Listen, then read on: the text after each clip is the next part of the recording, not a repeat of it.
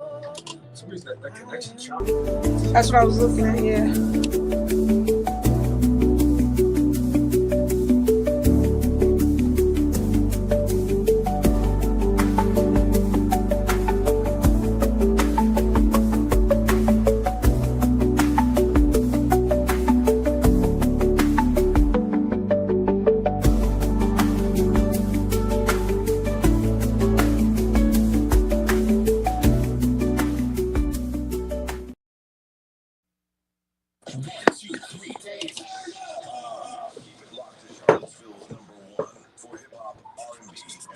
I'm gonna disconnect the Wi-Fi, reconnect or restart the whole phone.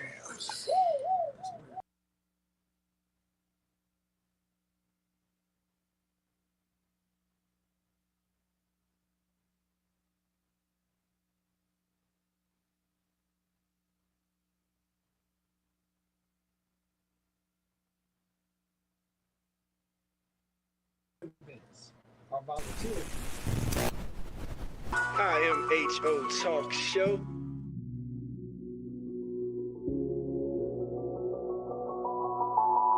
Sir Charles, Miss Max Razor. You're listening to In My Humble Opinion with Max. Money cuts and faded ferns, and the whole team are ready to serve you Tuesday through Saturday. IMHO Talk Show.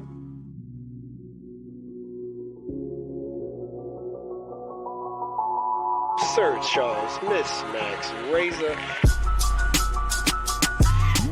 You see it right there too. Yeah, but you can't really get the green. Oh, it looked like it came back. You want to walk in front of me just to see it? IMHO Talk Show.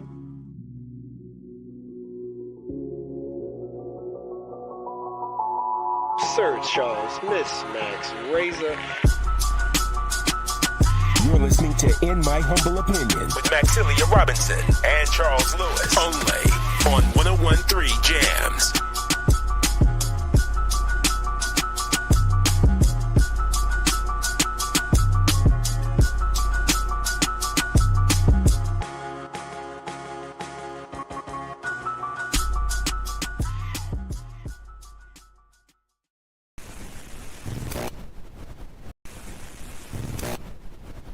IMHO Talk Show.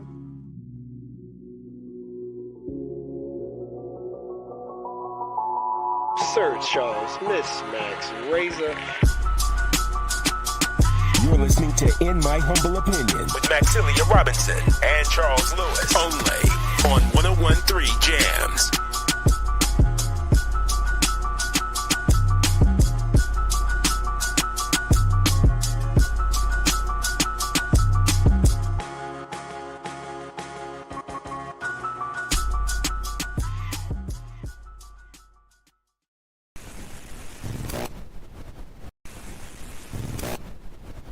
IMHO Talk Show.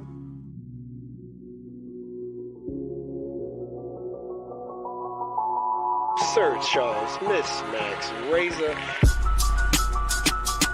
You're listening to In My Humble Opinion with Maxilia Robinson and Charles Lewis. Only on 101.3 Jams.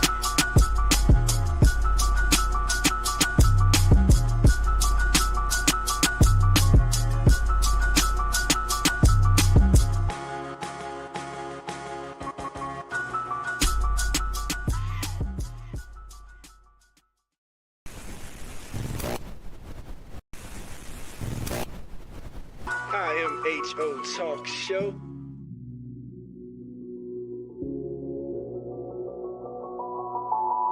Sir Charles, Miss Max Razor. You're listening to In My Humble Opinion with Maxilia Robinson and Charles Lewis. Only on 101.3 Jams.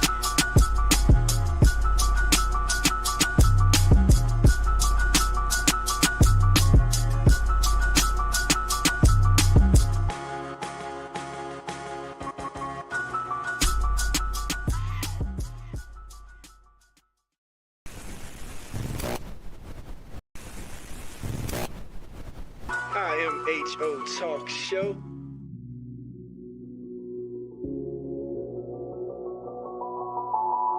Sir Charles, Miss Max, Razor. You're listening to In My Humble Opinion with Maxilia Robinson and Charles Lewis. Only on 101.3 Jams.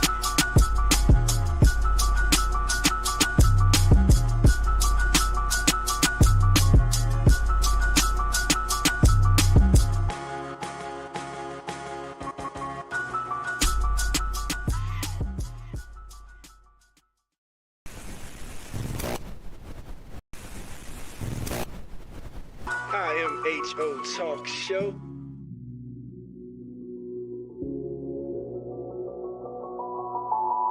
Sir Charles, Miss Max, Razor. You're listening to In My Humble Opinion with Maxilia Robinson and Charles Lewis. Only on 101.3 Jams.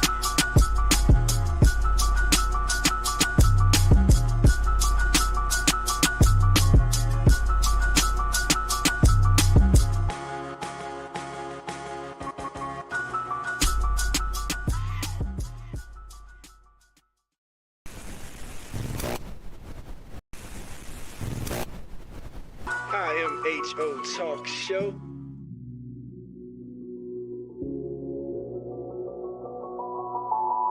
Sir Charles, Miss Max, Razor. You're listening to In My Humble Opinion with Maxilia Robinson and Charles Lewis. Only on 101.3 Jams.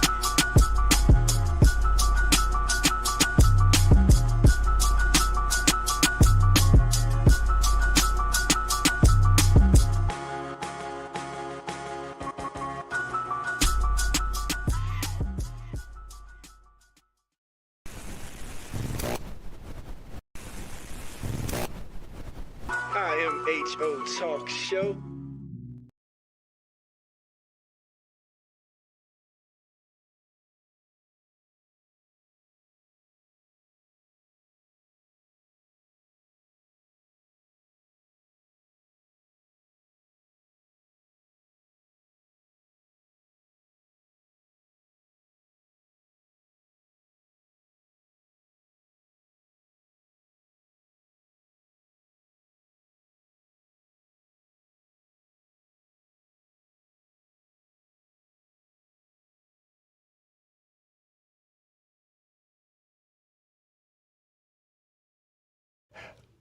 Student Alliance. Going to talk about that and how they want to bridge gaps to the community.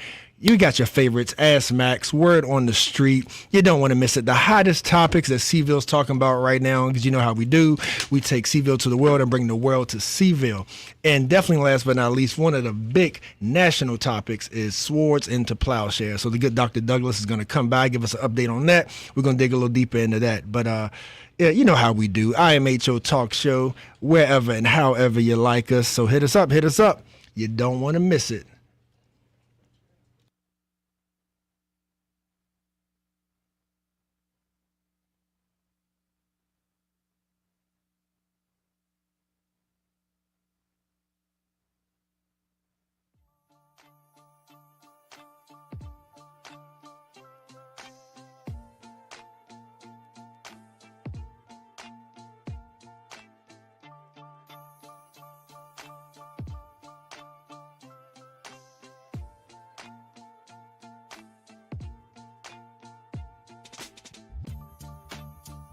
We live in a society in which structural racism is a very real thing. We are all dealing with that in every aspect of our lives, and the media is a reflection of our community. Historically, black people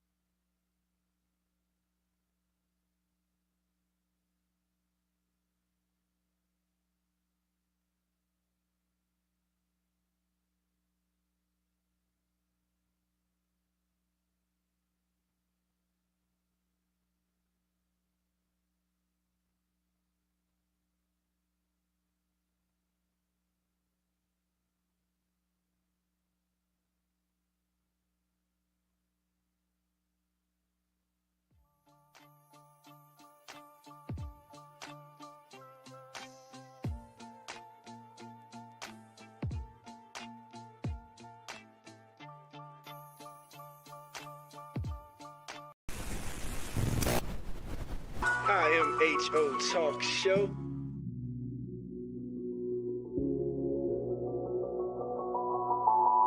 Sir Charles, Miss Max Razor. You're listening to In My Humble Opinion with Maxilia Robinson and Charles Lewis. Only on 101.3 Jams.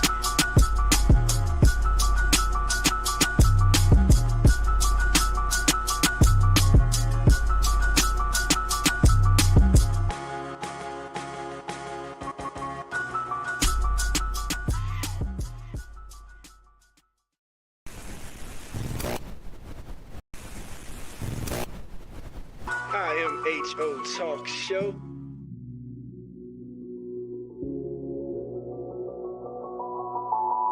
Sir Charles, Miss Max Razor.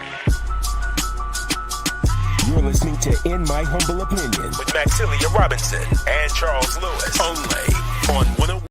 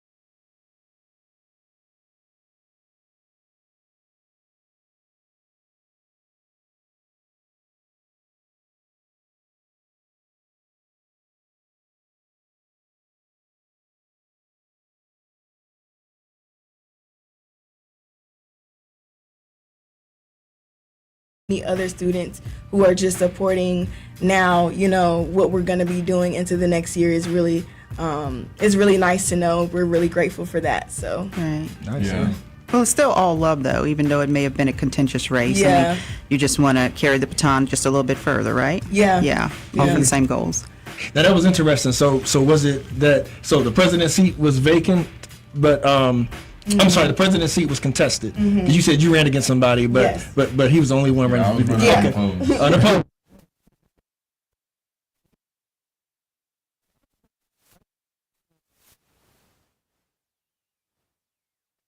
Vice President Kashanti Barmo and Vice President Joseph Jones, BSA. So what got y'all interested in running for this? Because I know part of your campaign, you guys were big on community, the local community. So it sounded like you see some kind of need as it pertains to particularly Black UVA students, right, and the Black community. Yeah. So tell us a little bit about that background, right?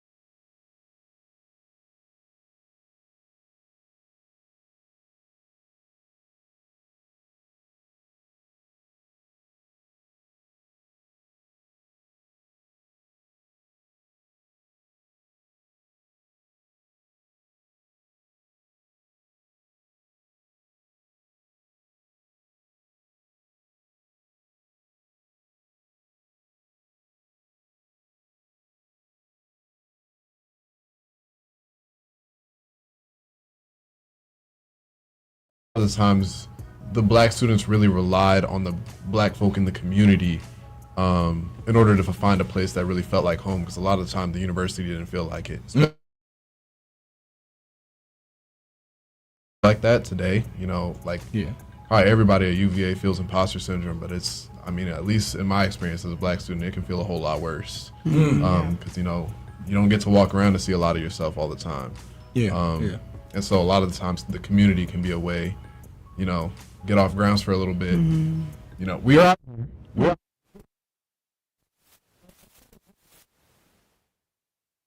being a Black student and you choose to come to the university, and I imagine, you know, you go on the tour, you hear about the history, you probably already know about a lot of the history, right? But to that point, though, making that choice to come to UVA, being a Black student, and obviously, you know, having self-respect and, you know, and being pro-Black and proud of who you are, being of African descent as well, you know, that, you know, first generation, right, American, right. So, you know, you think about all those things. So what was it about UVA that made you feel like this is where I want to, you know, get my higher education? Like, you know, like this is what I'm going to trust, the place I'm going to trust as I enter adulthood, right? Like, what was that decision-making process about you just personally, you know, as a Black college student? Yeah, I think for me, I mean, you know, a lot of students, like, one of the first answers they'll give you is like financial aid. It's an affordable university, and also it's like, I mean, I got in. It's a good school.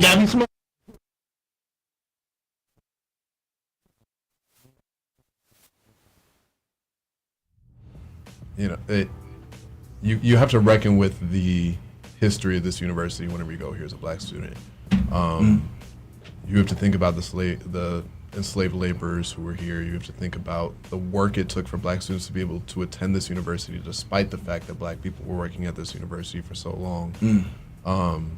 But I think whenever you take the time to really learn about the history, especially being involved in Black Student Alliance, kind of opens that door for you. Whenever you learn about the history of the Black Student Alliance specifically, there was a lot of hard work that was fought by Black students to allow us to be here, and us to be here authentically, us to be here in the way that we choose to present ourselves. And I think once you learn that history, it almost feels like an obligation. I have a responsibility to take up space here, to use that space and to use my energy to really care for the community that, you know, the people who came before me fought so hard to build.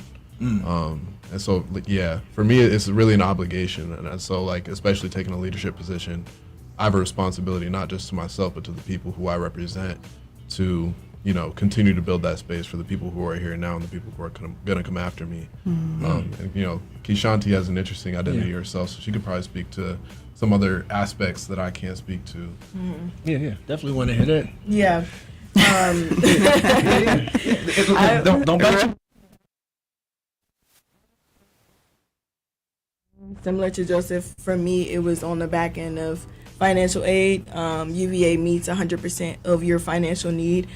So coming here, it was definitely like, okay, like it's a prestigious university, but it's also a very beneficial university to come into, just based on that financial asset. But also, for me, I'm Liberian American. My dad is Liberian, and my mom is African American. And so coming in, I really wanted to explore more of my identity within the university, and there were so many outlets for me to explore that.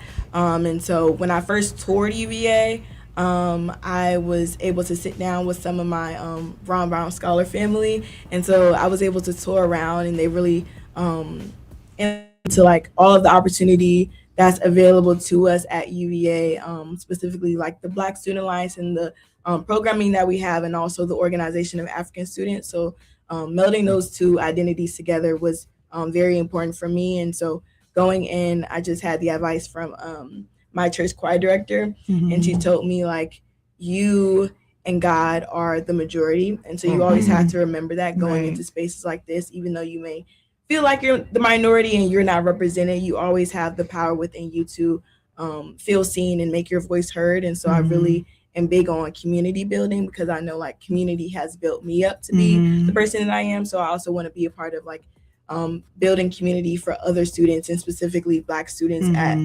UVA. That's dope. That's dope. We are joined by Keishanti and Joseph, the new pres and VP for the Black Student Alliance. If you don't mind, Charles, before you ask your next question, I'm just, what year are you two? We're third years. Okay. In your experience, have you kind of watched the university become more diverse in the past 3 years in terms of student population?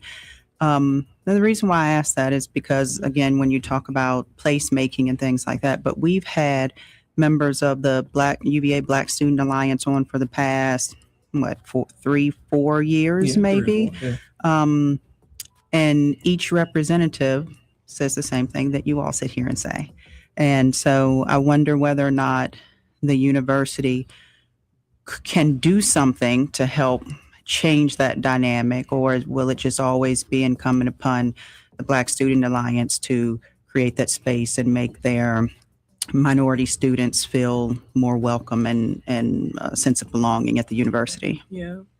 I'll start off by saying admissions has always been a contentious issue with the Black community. Even since our founding in 1969, we've been fighting to have more representation of Black students at the university. And so now we're seeing like the number of Black student enrollment dropping now. And so we're really trying to find ways within the Black Student Alliance going into next year to really make sure that we're cementing ourselves and we're making Black students know like we're here to stay. And even when, statistics say that we're underrepresented, we have to make ourselves bold in the programming that we have and just making sure that we're building community amongst ourselves.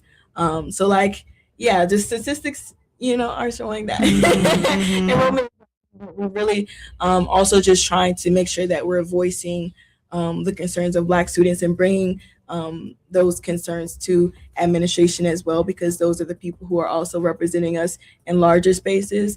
So if there is like uncomfortability amongst us, making sure that we're representing that to higher administration. So is there a certain reason for the drop in enrollment that you've noticed? Is it like, is there a resurgence of HBCUs? Is it just like there's other public universities that seem more on par and as attractive as UVA? Is there anything in particular? I mean, my guess would be personally, I got no data behind this or anything. University, considering the shifts politically that have been happening the past several years, federally and then definitely at the state level until recently, just less Black students are attracted to this university, especially seeing what's happening, but also I'm curious if less of them are just being admitted in general, and being offered admission. But speaking to the previous question, I also think, the university could always be doing more for its Black students. I'm not afraid to say that. We technically are represented by the university through student affairs and through OAAA, and OAAA does a great job. But I definitely feel that they're doing a really, really difficult task for a large population of students while also being constrained by the university. So the extent to which the representatives we have from the university are able to care for the Black community here and for the Black students here is constantly an interplay with the university priorities, which are influenced by the state and influenced by the federal government. And so it also, what the BSA is able to do changes with the administration as well, because me and Keishanti are taking the presidency and vice presidency at a different time than the people who came before us, Chandler and Zoe, who came in during a very contentious time. Jim Ryan had just recently resigned. There was all of the stuff happening with DEI at that same time.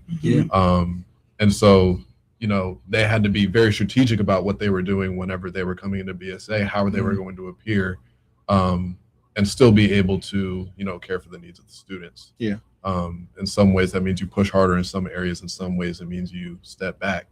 I think me and Keishanti have taken up the role in kind of a strategic time as well. The Board of Visitors at the university has changed recently. We have a new governor. We still have, some work to do in terms of how the university is working federally, because, we're still under investigation of a whole bunch of stuff. But, given the conditions at the university, it looks like at least to me, my idea would be this is the time to start pressing a little bit harder. You can make some more demands right now. You can, these people are going to be a little bit more receptive to you. This is when you make your demands. That's just me. No, I feel that. So you are. So is there? Feels like there's an environment or element of hope with change in administration. Yeah, right. I think I kind of heard that in what you were saying. I'm also curious about you talking about going to the Jefferson and meeting elders and just local people in general. And it's kind of pertains to what Max was saying as well. Which is like, what do you feel can be different or can be done different as far as expectation between Charlottesville community and UVA community? Right. I think for me, and I might get a little bit RC here. I'm an African American Studies major, okay. But I think for me, the big thing, especially with the Jefferson School, is really about the culture that exists here. The people that I've spoken to at the Jefferson School, the Jefferson School has a lot of different types of people in there. There's artists, there's historians, like whatever you can think of, there's people there for it that talk about the culture of Charlottesville here. As it relates to the university, and in many, many other ways as it relates to the historical and current cultural landscape of Charlottesville. And I think what I want to see from BSA and what I have done previously is really just try to make the cultural production of BSA reflect the Black community as a whole. We had an event recently, which was actually the first event that we have worked on together as the president and vice president-elect, which was just like, it was literally just like a little picnic cookout type vibe on the lawn. I didn't get an invite. The tone, at least like here at the university, just like, see what we're going to be able to be working with. This is our first time working with the other exec for other CIOs. And it was like, we had it on the lawn, and like, it just really, I stepped back for a second and I looked out, and it was like, okay, the entire lawn just like looks Black right now. I see picnic blankets, I see dudes throwing footballs, soccer, whatever it is. We got the DJ blasting like, soul R&B type music. And it was like, the lawn is Black. And I was just like, now I just want to turn this out. I want to see, like, we have an event every year, the Black Love Soiree, which is, it's Black students, and it's also, with the Black Charlottesville community. Kishanti can speak better to that than I could, but, it's just, we do a lot within, and I just want to see all that cultural production turn outward. Yeah, makes sense. I think something that both of you have done a really good job of articulating is the fact that you acknowledge the value and the prestige of the University of Virginia. You're not dismissing that at all. And I think sometimes individuals get wrapped up and sound like this is some little petty university that, they kind of, diminish its value in a way. And the truth of the matter is, it is a prestigious university. You've been very good at acknowledging the value of that, but also drawn the parallel or pairing that along with the Black Student Alliance being a resource, and you're kind of carrying that mission forward and liaisoning between the university and the community. So I just want to acknowledge that I appreciate that, because that doesn't always come across in every conversation. And because it doesn't, those naysayers get hung up in the fact that if you didn't want to go there, if you didn't like it, then why go there? Or you're talking about it like it's not this or not that. But you've been very clear that you recognize the value of the university. Yeah. No, thank you. Just to add on to that, I will say, like, we acknowledge it because we acknowledge that we come from not a direct descendancy, but a descendancy from people who cultivated what we know the university as, enslaved laborers were the people who cultivated what we know and see the university as today. And so we're just trying to represent that legacy through whatever we do. And so the university itself is not defined by like the buildings and the architecture, but it's by the people who come there. And that's why, again, we really want to not only expand community within the university, but go outside and just act as a liaison for students to learn more about opportunity within the community. I know Joseph mentioned like the Black Professional Network and Vinegar Hill Magazine working on the Black Love Soiree.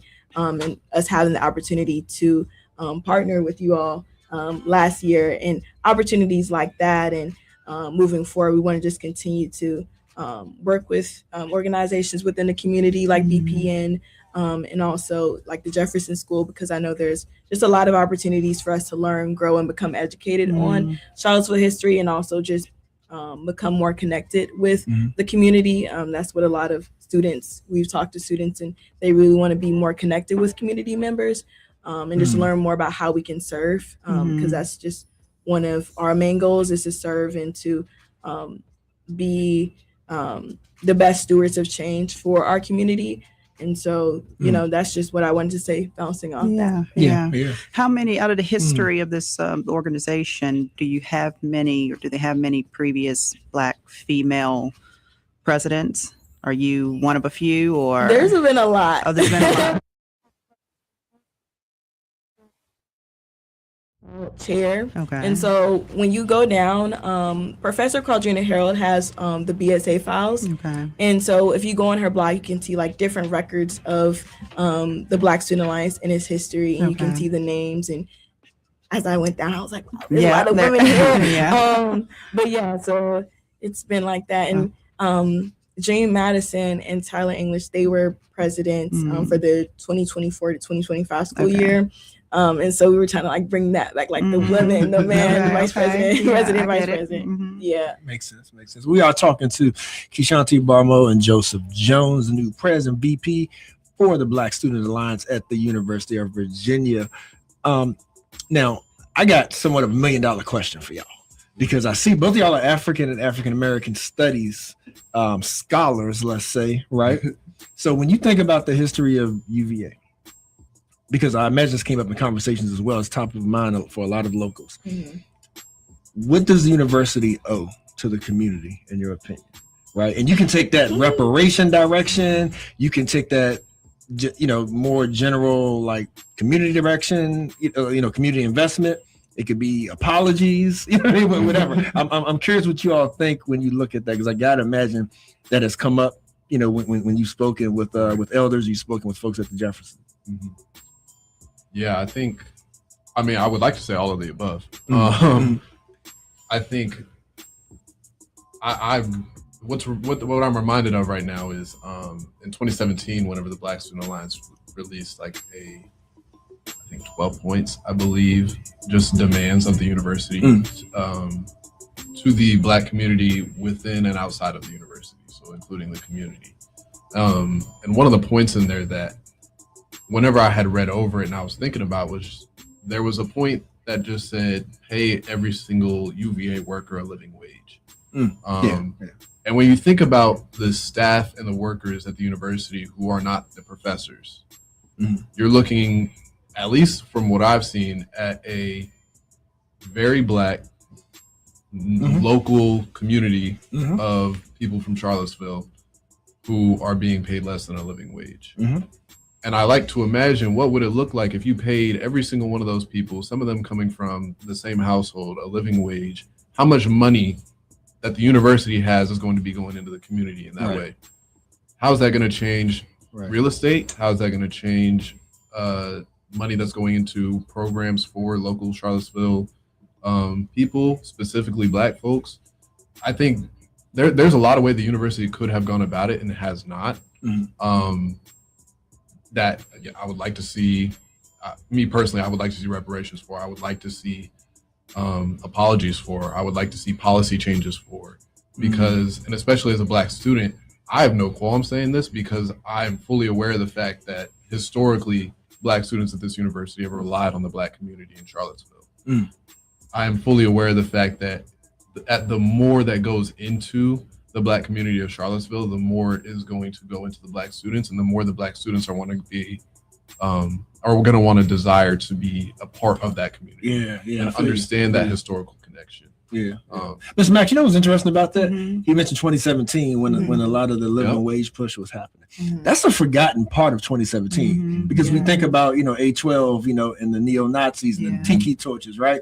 But Joseph brought that to my remembrance, though. It's like it was a heavy push before those things happened, and Like, it just makes me think, Mm-hmm. could it be once again that the powers that be use the rest of us against each other? You know what I mean? Yeah. You know what I mean? Because the folks at top of the quote unquote food chain, you know, like the top earners, once you talk about empowering, you know, economically empowering poor people, that's a threat to the structure. You know, like, so my brain just goes there. Like that kind of got forgotten about, you know, the whole living wage push. I think with the university,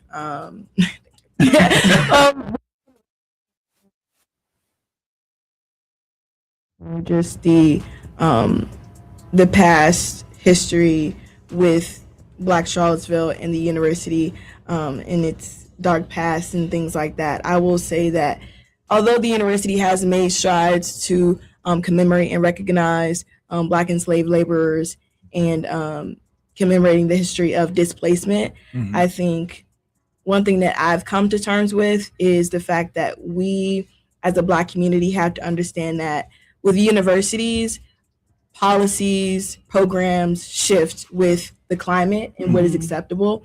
And so we can't really have an expectation of the university to do what we want them to do, and to remember us and to recognize the things that were done to the Black community. And so for me, you know, I do think that the university should do more strides to recognize like the displaced communities like Canada.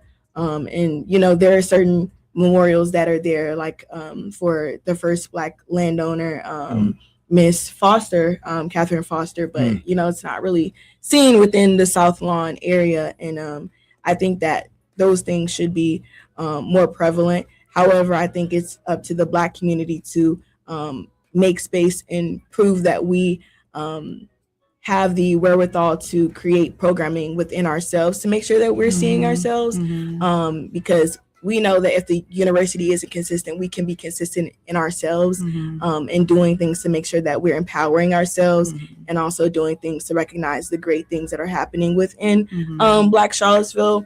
And so those are the things that we're coming in with, just making sure that we're doing what we can to recognize Black students, recognize Black history, and just move continuously with like respectful recognition, but also just, you know, innovating as we move on through the school year. Yeah. And back to your point, Charles, it's an age old strategy, right? You know, you overshadow something, especially those things that you aren't in favor of, with the next biggest thing, you know, with the next news cycle, the next big event or what have you, until, you know, if you don't have it directly in front of people, then it's, you know, with our attention span, it's easy for us to forget. And definitely August 2017, there was a lot going on, and enough for us to put that to the back of their minds. Loss of life and different things like that was happening. So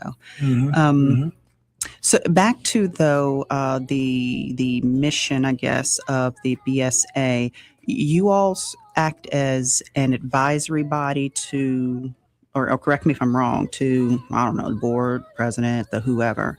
How does that work? Yeah, so we serve as an umbrella organization for all Black students, and all Black organizations, rather. And so with BSA, we act to articulate and voice the concerns and problems of Black students. And along with that, we serve as a liaison, and as mentioned before, between Black students, faculty, alumni, and the Charlottesville community. And so along with that, we also advocate against unjust policies within the university as well, that affect our community. But essentially, the Black Student Alliance, again, serves as like a representative organization over different Black organizations. And then also we work with different advisory boards and councils to make sure that we're representing Black student concerns to them as well. And then they push that up the chain of command, I guess. Yeah. So we are in constant meetings with like the Board of Visitors, different departments within student affairs, faculty alike, just to make sure that we're representing Black student concerns.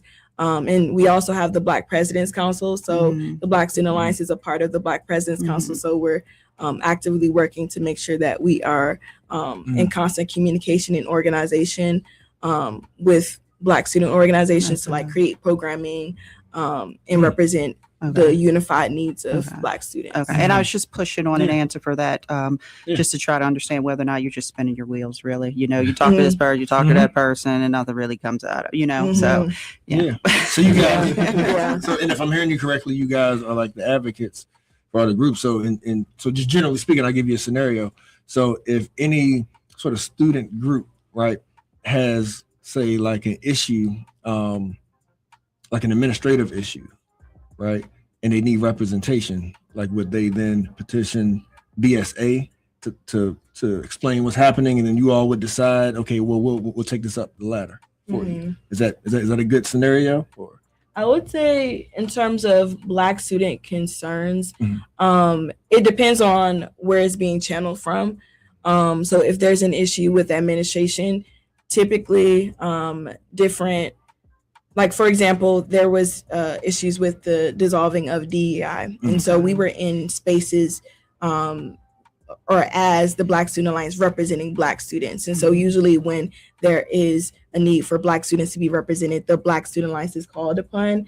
However, if there's a need for like more information from like the top down, from like the Board of Visitors on down, usually we are, asked, okay, do you have information on this or this policy or program? But if not, we are actively like collaborating with different representatives to make sure that we're like channeling from the right place, because not all the time information is given to us directly, but just making sure that we're actively representing those concerns as an organization, because again, we are like an umbrella org representing all Black students. So I would say that is an answer to that question. Makes sense. Thank you for that. To your best of your knowledge, does the BSA have a position on student housing?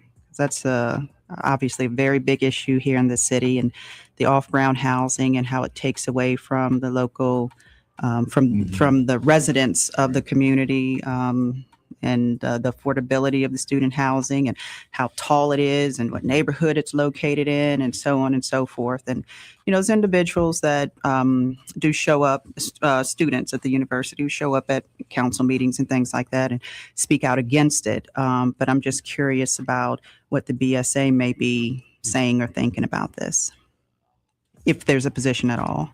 Yeah. We do, like, sometimes we do got to be like a little bit careful about like our positions, because we are a nonpartisan organization. But one of the first things that we do every single semester is we collaborate with a like huge list of other organizations at the university for something we call Diseducation Week, in which we partner with Friends of FAR, who is a public housing organization. And we go through all of the diseducation of the university, and a large part of that is debunking myths. Exactly. And a large part of that is discussing the relationship that the university has with the community, often in times that are harmful, especially in terms of real estate and housing. So, and BSA partners on that, so that since we can't take an official position on it, we're at least going to make sure that people are educated on this subject, because you can't argue with the fact. So if we're not going to take an official position on it, we're at least going to make sure people are educated on the subject. And we have our personal opinions on it. Like, I will say that I do believe that the university has a predatory relationship with the Charlottesville community, especially in terms of housing and real estate. Can BSA say that and issue it in a statement? Probably not. Right. I feel you. And when it comes to, when it comes to the Black Student Alliance, like Joseph said, we do release statements. And really when we release statements, we're talking about how like the predatory nature of something happening in the university or out in the community is truly like impacting citizens or community members. And so we really make sure, and we're going to make sure going into next year that we're really amplifying the concerns and the situations that are happening in the community, so people are aware and aware of, the housing crisis and the things that are happening out in the community, because we do want to make sure that we're aware community members as well, because we're students, but we're also a part of the community. So that's just to add on to it. So, so as we, draw near to a close here, let's talk about legacy, if that's cool, Max. Because as Max stated earlier, A lot of what you're saying, is familiar, right? And once again, props to you all for taking the stand that you're taking and being so reputable, of your classmates. And so when you think about legacy, right? When you think about what you want the university and the city of Charlottesville's relationship to look like at the end of your term. And of course, I get like both y'all are 30 years, so that's a relatively short-term goal. Yeah. You know what I mean? Relatively, but just legacy. Like, what do you want people to remember? The Barmo Jones.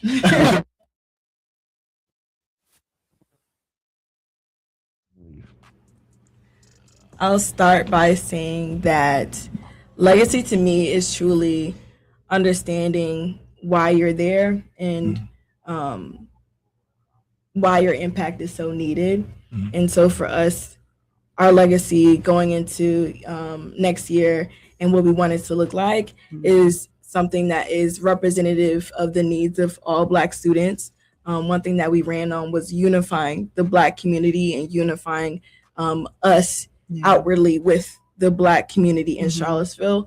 And so one of our goals is to start a mentorship program with Black professionals in Charlottesville, because again, as mentioned, Black students truly want to be connected. And so I know there's already programming like Working Wednesdays with BPN, and then also there's series with the Jefferson School and other community organizations. And we really want to work outwardly to make sure that we are sourcing programming and connecting us as a student body with those programs. So like carpooling, doing practical things to make sure that we're understanding the opportunities that are out there, but also understanding the need for us to serve the Charlottesville community, because we don't want to extract and not put anything into the Charlottesville community. And so that's one of the main points that we're hoping to leave on, the student community, just the drive to serve and the need to take up space. And then also, I would say in terms of engagement with the community, we also just want to make sure that we are providing, again, just a positive representation of ourselves. And so helping the Charlottesville community to see that we truly do want to be an aid, and we truly do want to represent their needs as well in whatever capacity that may be. So, being in constant communication with Black community members is another thing that we're really trying to leave on our, Black Student Alliance legacy. Thank you.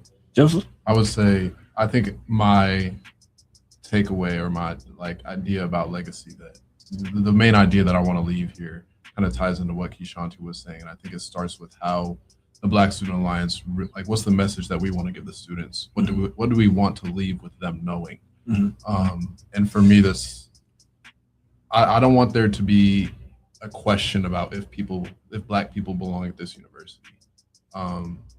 Whenever I leave, I want everybody who might have been involved in BSA, who might have been to an event, who just heard about what BSA was doing, is to understand that as Black folks, this university does belong to us.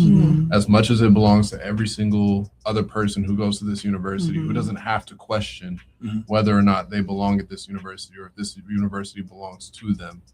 This university does belong to the Black community members here. It belongs to the people who used to live at Vinegar Hill. It belongs to the Black people who live in Charlottesville in general.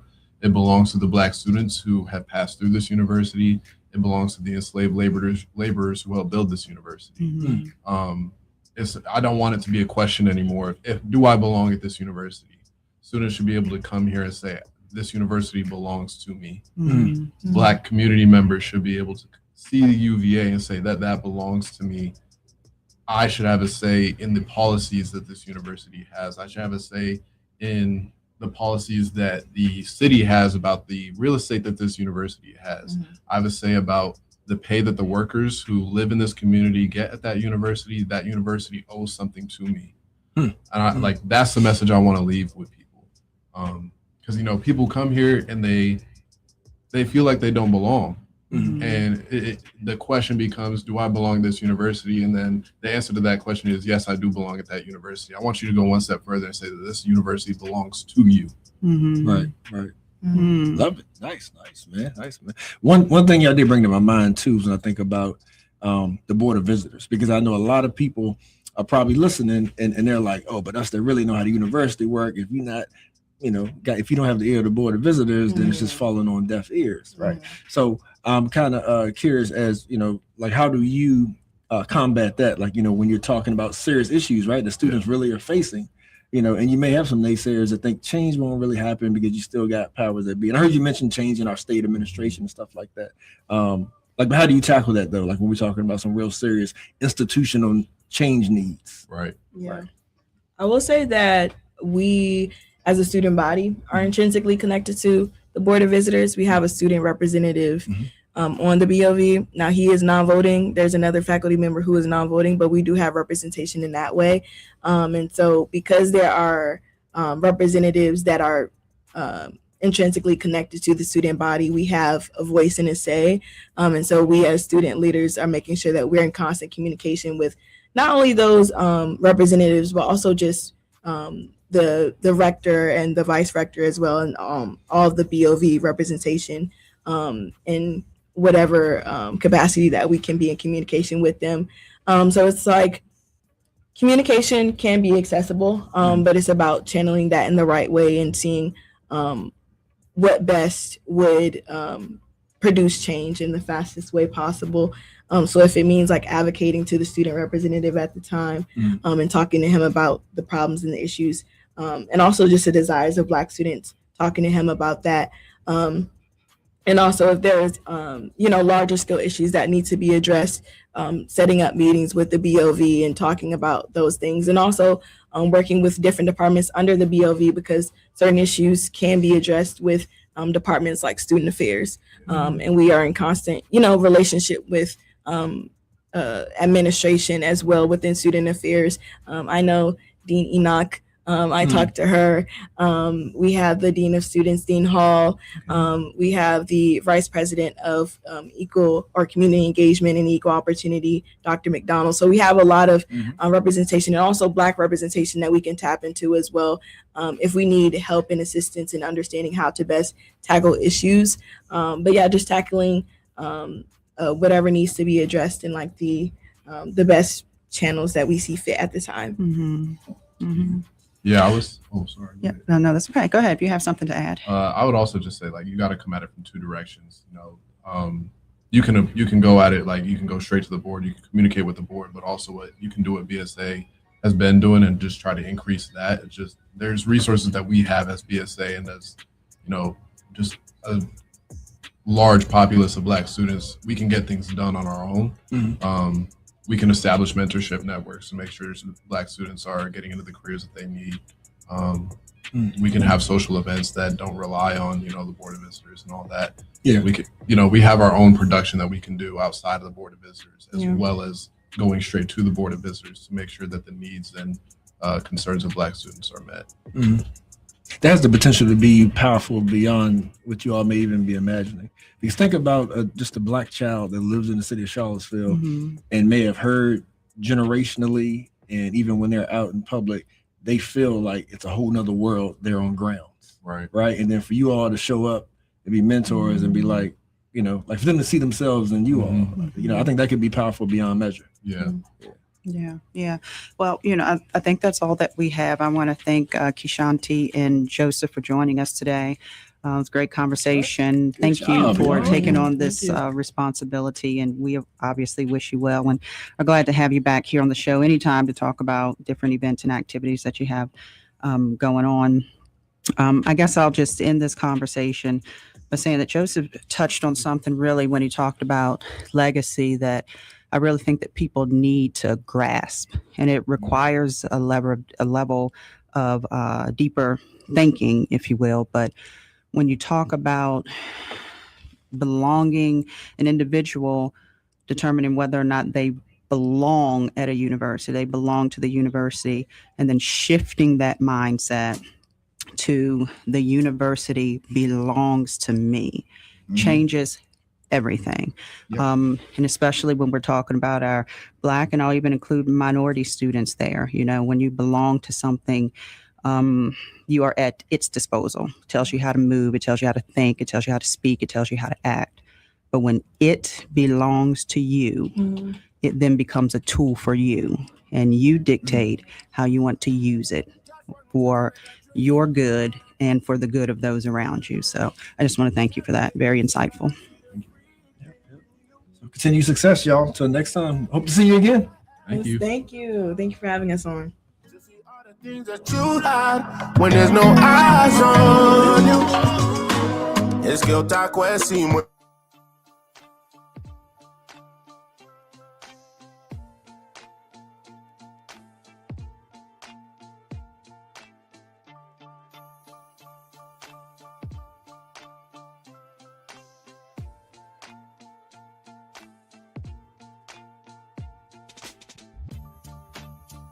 We live in a society in which structural racism is a very real thing. We are all dealing with that in every aspect of our lives, and the media is a reflection of our community. Historically, black people have been portrayed a certain way in the media to justify normative assumptions around political and social issues. More black people behind the cameras, in front of the cameras, more producers, more people of color producing, so they can go and get the content that's needed so they can highlight our attributes. I've been in this industry for 15 years, and I've seen firsthand how our voices just aren't heard. Even if you're in the newsroom, sometimes you get completely ignored and stereotypes are allowed to perpetuate. And one thing we want to do is combat that, and also bring information to people so they can be as informed as possible when choices are made in this city, so they can do whatever they can to get their voices heard.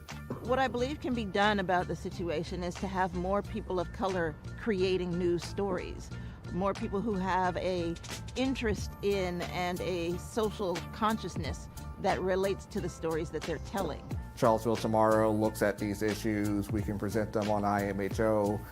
Vinegar Hill Magazine can take that a step further, and just together we can just make this thing that can be an example of how we can change the media landscape, how we can be more inclusive to get these voices in, to get these people heard.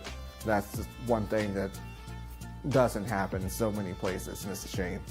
We think we live in a society that's very progressive, and we're talking about equity and diversity and inclusion and all these things. Still, the way that black people, and I would say, and I would argue especially black men, are portrayed by the media is incredibly dangerous, and you've seen the sort of tangible violence that it's led to over the past year. The community can support the SIM project by first and foremost giving us an opportunity.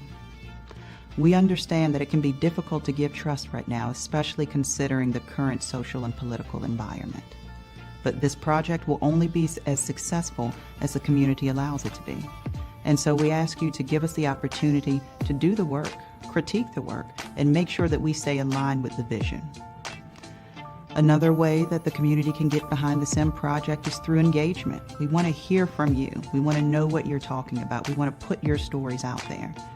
And so whether it's reading the articles written by Charlottesville Tomorrow or Vinegar Hill Magazine, or tuning in to In My Humble Opinion on Sundays on 101.3 Jams from noon to 3 p.m., either way, we want you engaged. We want you to be part of this. The community can also support the SIM project through funding. To learn more about how to support SIM, you can visit our website. Thank you for your support.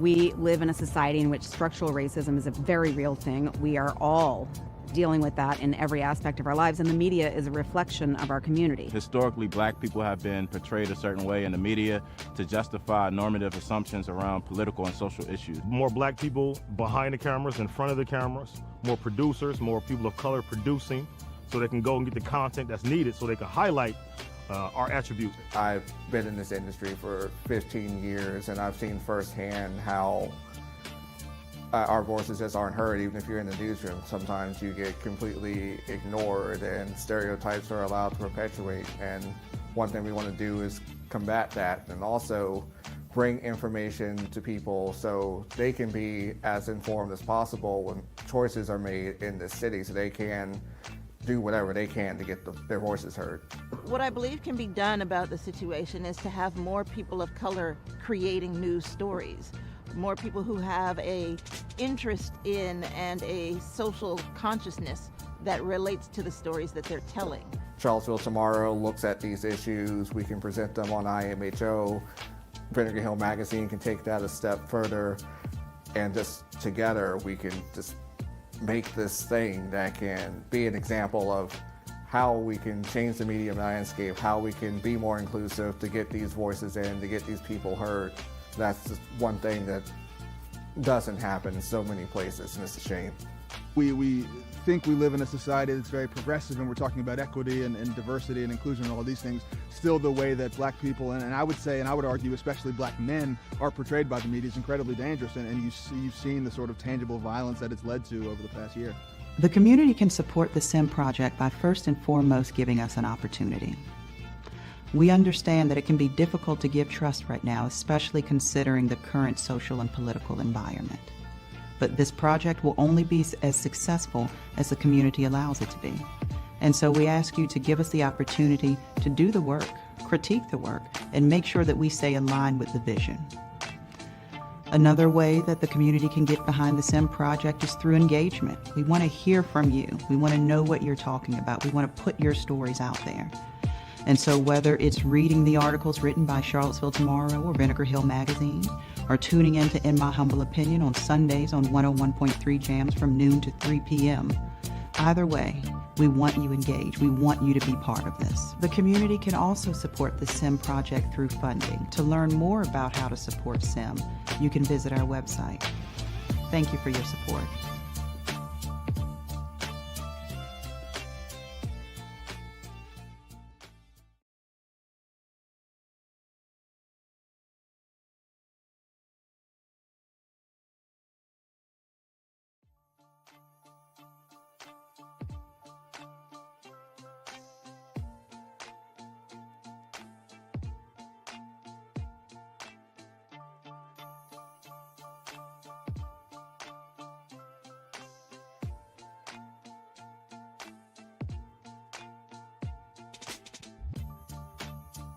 We live in a society in which structural racism is a very real thing. We are all dealing with that in every aspect of our lives, and the media is a reflection of our community. Historically, black people have been portrayed a certain way in the media to justify normative assumptions around political and social issues. More black people behind the cameras, in front of the cameras, more producers, more people of color producing, so they can go and get the content that's needed so they can highlight our attributes. I've been in this industry for 15 years, and I've seen firsthand how our voices just aren't heard. Even if you're in the newsroom, sometimes you get completely ignored and stereotypes are allowed to perpetuate. And one thing we want to do is combat that and also bring information to people so they can be as informed as possible when choices are made in the city, so they can do whatever they can to get their voices heard.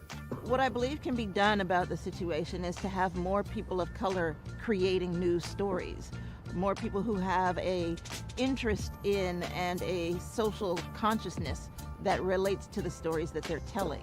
Charlottesville Tomorrow looks at these issues. We can present them on IMHO. Vinegar Hill Magazine can take that a step further, and just together we can just make this thing that can be an example of how we can change the media landscape, how we can be more inclusive to get these voices.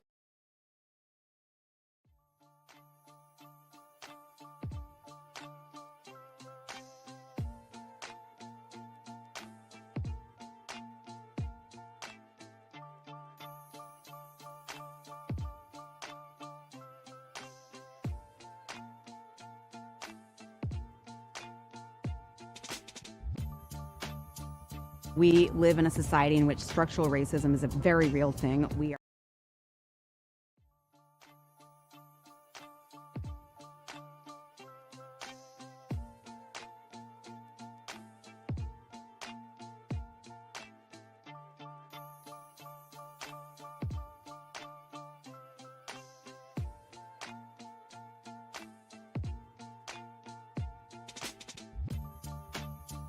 We live in a society in which structural racism is a very real.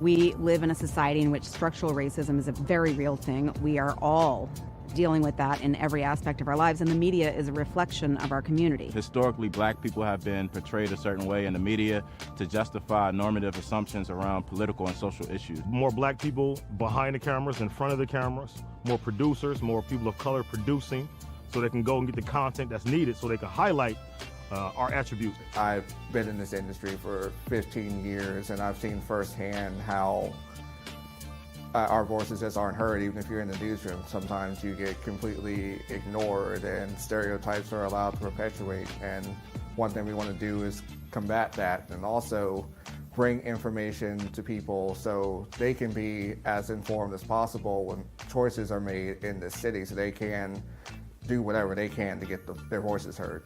What I believe can be done about the situation is to have more people of color creating news stories, more people who have a interest in and a social consciousness that relates to the stories that they're telling.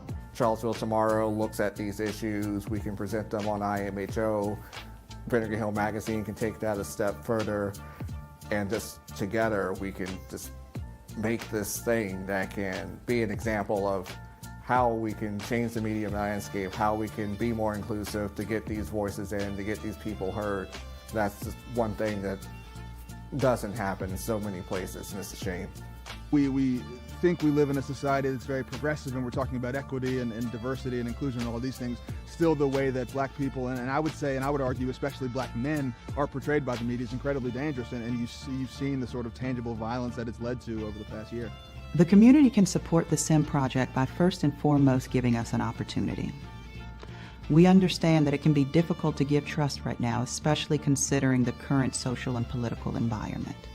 But this project will only be as successful as the community allows it to be. And so we ask you to give us the opportunity to do the work, critique the work, and make sure that we stay in line with the vision. Another way that the community can get behind the SIM project is through engagement. We want to hear from you. We want to know what you're talking about. We want to put your stories out there. And so whether it's reading the articles written by Charlottesville Tomorrow or Vinegar Hill Magazine, or tuning in to In My Humble Opinion on Sundays on 101.3 Jams from noon to 3 p.m., either way, we want you engaged. We want you to be part of this. The community can also support the SIM project through funding. To learn more about how to support SIM, you can visit our website. Thank you for your support.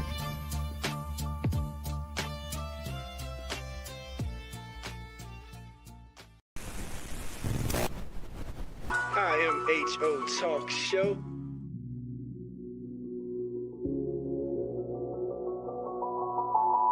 Sir Charles, Miss Max, Razor. You're listening to In My Humble Opinion with Maxilia Robinson and Charles Lewis. Only on 101.3 Jams.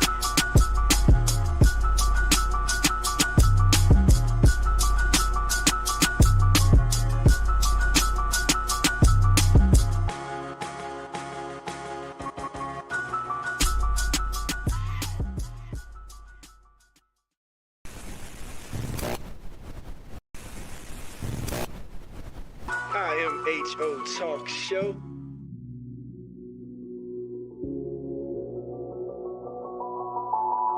Sir Charles, Miss Max, Razor. You're listening to In My Humble Opinion with Maxilia Robinson and Charles Lewis. Only on 101.3 Jams.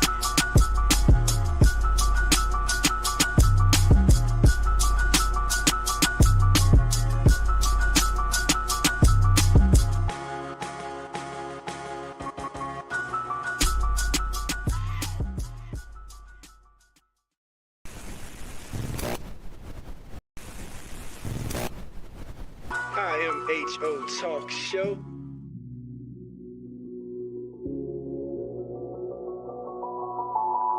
Sir Charles, Miss Max Razor. You're listening to In My Humble Opinion with Maxilia Robinson and Charles Lewis. Only on 101.3 Jams.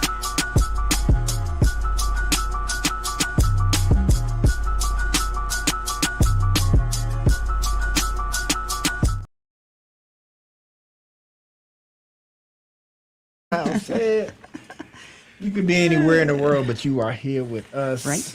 Sir Charles and Miss Max at the flagship station, WVAI 101 Jams. You know how we do. I mean, they should know by now, and if not, you better ask somebody. Right. Yes, indeed. We've been around a minute. A little bit. So let's see. What time is it, Miss Max? Is it that time? I think it's that time. It's the questions. I think it is. It's time for that. For Ask Max. It's been a minute since we visited this segment of the show. And in light of today being Sunday, we do have a question that is more spiritual related. It can be. Yeah, well, it can be. I mean, you can talk about it in a lot of different ways, but the question came to us of the difference between being spiritual versus being gifted versus being anointed. Gifted versus anointed. Okay. And I know all my church folks are excited about this, right? They're pulling out their King James Bible and they're going to find a scripture to put on it. But we're going to talk about it. Okay. I don't know. You want to throw out, want to give the people an example of what we mean by this at all, Charles? I mean, I guess if we want to take it to the spiritual realm, spiritual aspect, biblical aspect, we talk about things like folks in our church who and we don't have to stay there, right? But yeah, they may be getting, they play the piano, they carry a tune better than most, and their gift, if you will, their talent, if you will, may be described as gifted voices versus anointed. And the question is, there's a big difference between the two. How do you determine that? Because every gift ain't anointed. And every anointing, I guess, is a talent. So what are your thoughts? What are your thoughts on that? My first thought is it different? My first thought is who out there is thinking, I didn't know it was a difference, right? Like if you have a gift, that means like that you're anointed with the gift. But I actually would like to believe that there is a difference. And like I said, when we hear those words anointed, our mind, I think, goes to like church. It goes to like a spiritual gift. Right. But when I hear that, I'm thinking, broader. I'm thinking just a person themselves and like, what is their purpose in life? Okay. Like, what are you passionate about? There's some things you can teach, right? And there's some things that's just inherent. There's some people are just gifted, right? So that being said, you can be gifted with certain skills and certain talents to where like you could do things that other people just seem incapable of doing. Okay. Right. But to me, when we talk about anointed, like LeBron James, is that a gift? Is that anointing? That's definitely a gift. That's definitely a gift. That's definitely, You're like, so whether you thinking about LeBron, Kobe, MJ, or like the new dude over in San Antonio, Victor Wembanyama, 7'6", playing like a point guard, and he can play every position like the best you ever seen somebody play. Yeah, like crazy, right? You can't teach that. You know what I'm saying? Because there's been plenty other 7-footers, right? They can't do all that, yeah, right?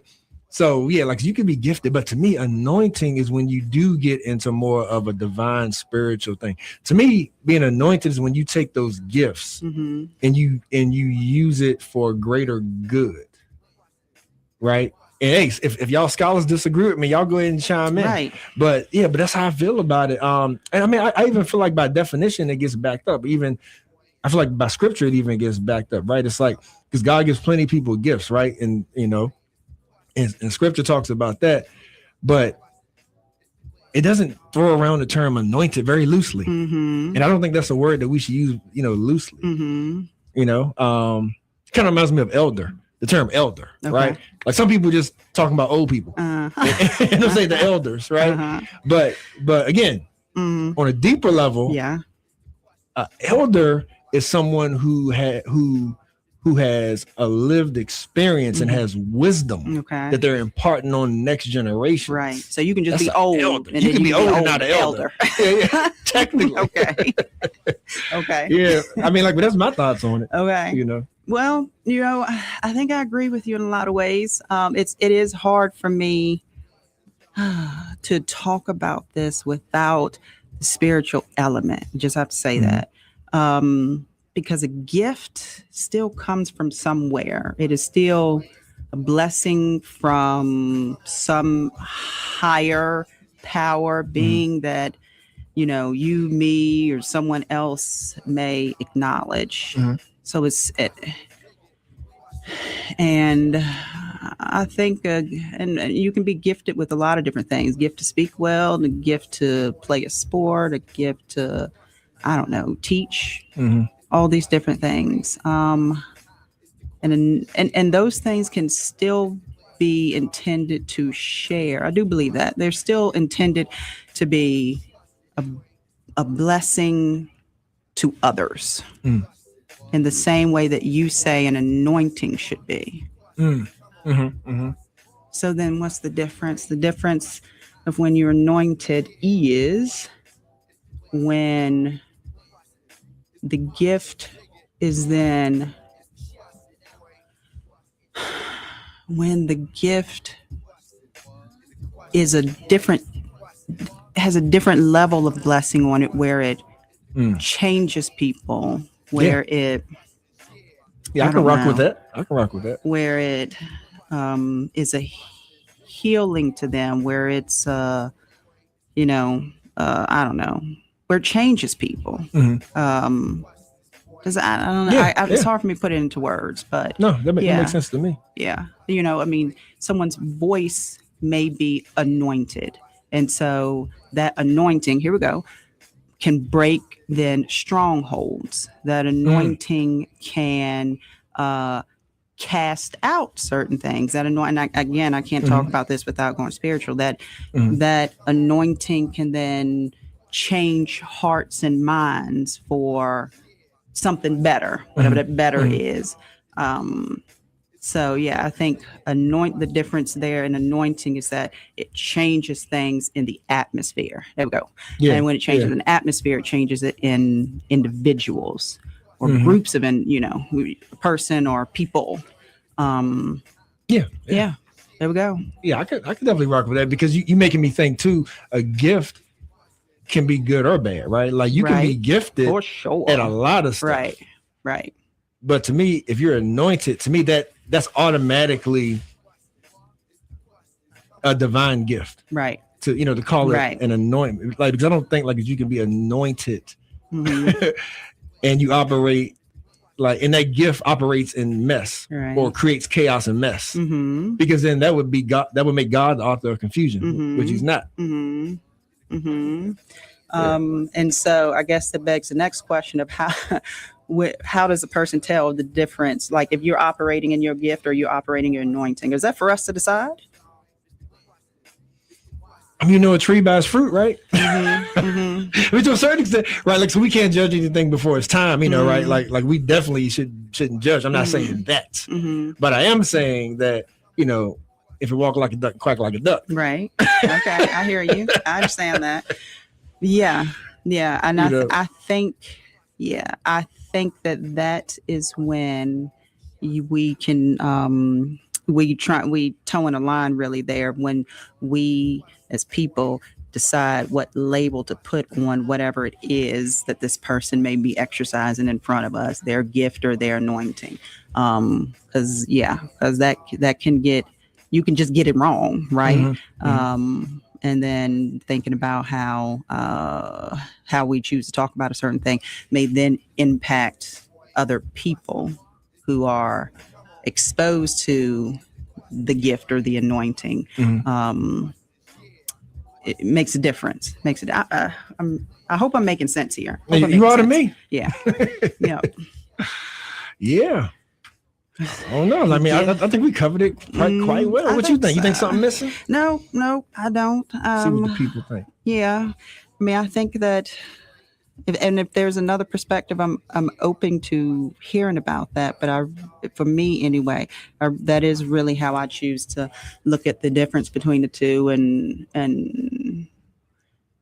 you know, when you see someone operating in their anointing, for me anyway, it's not I don't try to declare that someone is operating in their anointing because I don't know, right? And you just may be really talented at what you're doing right now. So that's not for me to judge. But you know, I can tell you what I did or did not get out of whatever it was that may have been, you know, experiencing and whatnot. But yeah, that's what I got. No church folks on the line saying, wait a minute. The Bible says, not yet. You know, not yet. That's it. But it's something to be considered. Maybe we covered it that well. Especially for our younger generations that are coming up in the church, who tend to look at that whole dynamic, have a different perspective of that dynamic. In this era, and then for our older saints, too, who always tend to put a label of anointing or gifting on someone. We just have to, got to think about that thing. There's a discernment that needs to go on there. Discernment. There you go. Yep. Cool, good stuff, Miss Max. Oh, I like that. Take everyone to church for a moment. I mean, like that felt like a good classic Ask Max right there. Yeah, like. Yeah. I mean, how you want to close that thing? This ain't Ask Charles. This is Ask Max. Like tell people how to get in touch with you or something. You know, like maybe they want to start flooding your PO box with some letters. Yeah, well, you know, you can always reach out to, in my humble opinion, and on all your prominent, you know, social media platforms and things like that. You can email us as well. IMH 101. Hold on. IMHO talk show at Gmail. Yep. At Gmail. Social media, all that good stuff. Yeah. And as the show goes on, and if you have a question or comment, want us to circle back to this conversation, please feel free to reach out. We're happy to do that. But yeah. These questions always feel good, and I'm always I like to take the opportunity to talk about something. It's got a little, not that we don't talk about things that have substance, but those deeper matters of the heart and of the mind, those things are always very intriguing to me. So good stuff. What do you think, Nino? You bored? Like, y'all move on. There we go. Hey, you know what? We're gonna bring Nino on the next segment. What do you think about that? Right. We're gonna put Nino at the microphone. We got a surprise for y'all. Hot topic for the city. Hot topic. The city is on fire about this thing, and we got first-hand account. Yeah. We had a field reporter. Yeah, we had a field report. IMHO Talk Show. Y'all stay tuned. You don't want to miss it.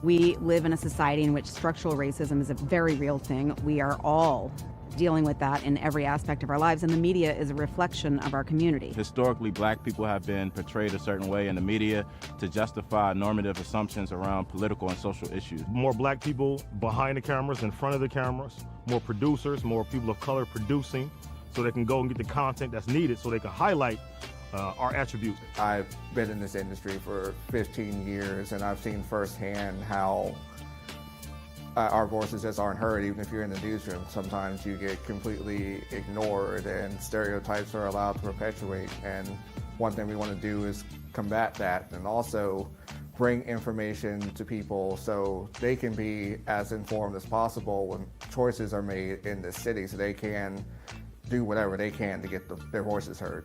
What I believe can be done about the situation is to have more people of color creating news stories, more people who have a interest in and a social consciousness that relates to the stories that they're telling.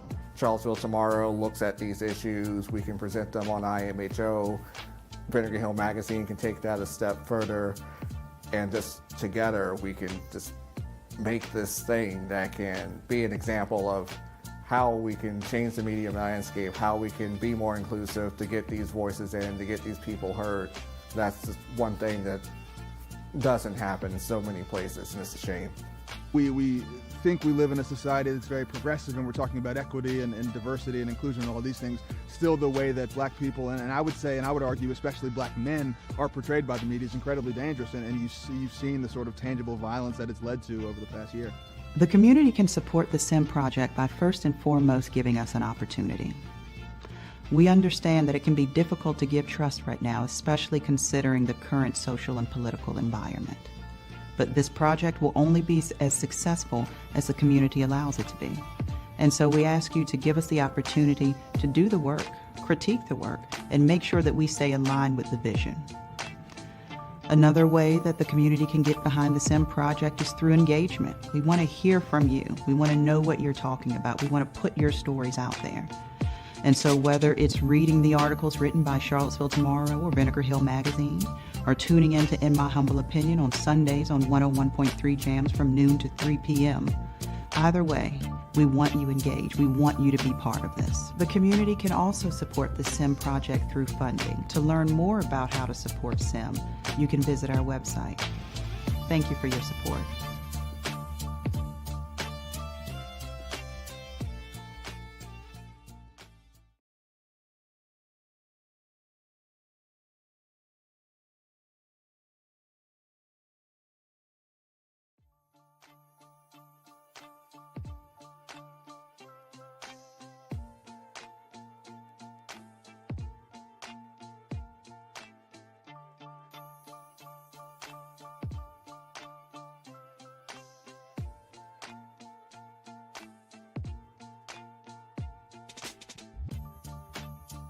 We live in a society in which structural racism is a very real thing. We are all dealing with that in every aspect of our lives, and the media is a reflection of our community. Historically, black people have been portrayed a certain way in the media to justify normative assumptions around political and social issues. More black people behind the cameras, in front of the cameras, more producers, more people of color producing, so they can go and get the content that's needed so they can highlight our attributes. I've been in this industry for 15 years, and I've seen firsthand how our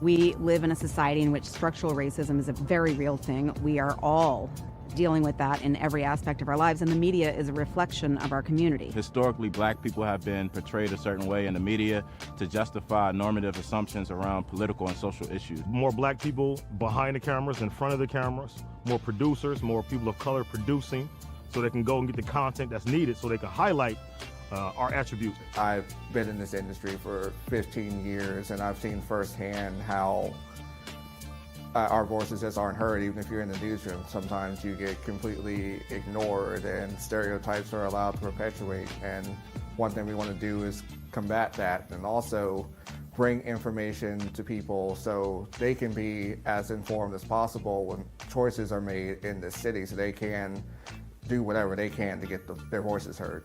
What I believe can be done about the situation is to have more people of color creating news stories, more people who have a interest in and a social consciousness that relates to the stories that they're telling. Charlottesville Tomorrow looks at these issues. We can present them on IMHO. Vinegar Hill Magazine can take that a step further, and just together we can just make this thing that can be an example of how we can change the media landscape, how we can be more inclusive to get these voices in, to get these people heard. That's just one thing that doesn't happen in so many places, and it's a shame. We think we live in a society that's very progressive, and we're talking about equity and diversity and inclusion and all these things. Still, the way that black people, and I would say, and I would argue, especially black men, are portrayed by the media is incredibly dangerous, and you've seen the sort of tangible violence that it's led to over the past year.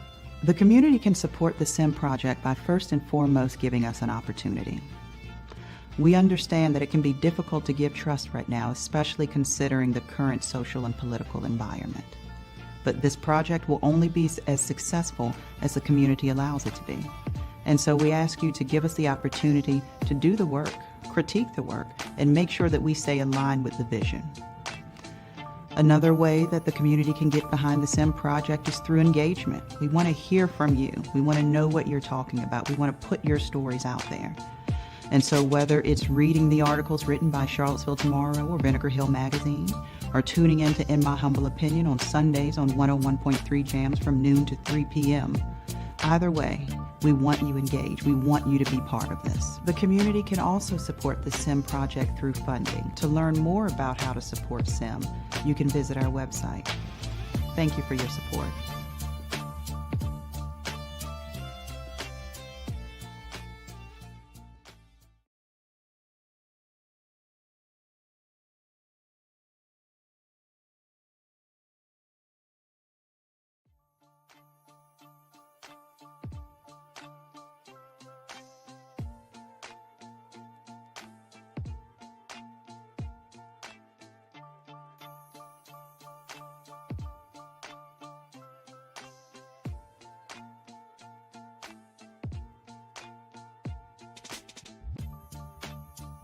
We live in a society in which structural racism is a very real thing. We are all dealing with that in every aspect of our lives, and the media is a reflection of our community. Historically, black people have been portrayed a certain way in the media to justify normative assumptions around political and social issues. More black people behind the cameras, in front of the cameras, more producers, more people of color producing, so they can go and get the content that's needed so they can highlight our attributes. I've been in this industry for 15 years, and I've seen firsthand how our voices just aren't heard, even if you're in the newsroom sometimes.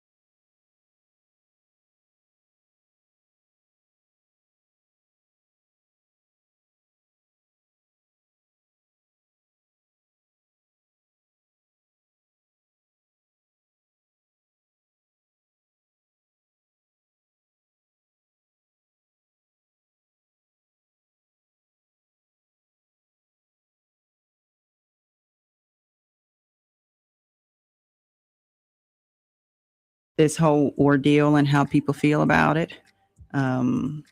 different opinions and whatnot. So happy to get it off there. Charles is, Yeah, I agree. yeah. So that voice you hear is Nino. We asked her to, Everybody.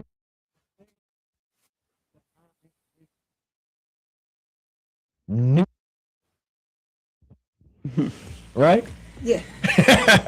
But, you know, take Seville to the world, bring the world to Seville. And one thing that's not new, y'all, we're going to talk about, because Nino had a firsthand account of something that happened recently, and it just sort of, roused a wave of contention that has existed in our area for a long time. mm-hmm. Right. And for better or for worse, You know, like, because I'm of the age too where I've seen different businesses come and go. I've seen particularly the hip hop scene and like the Black urban scene in Charlottesville, you know, all the ebbs and flows of it. And as far as, you know, Black community feeling welcome in certain spaces and certain businesses, and feeling like whether or not our culture is being appropriated or capitalized on, but the people aren't being embraced. But if there's a way to take our money, you know, sometimes that seems to get figured out, but we don't always feel welcome and accepted while there's money being made. Some even say that like culture without the people. Yeah. Some may even say like that we get blocked out of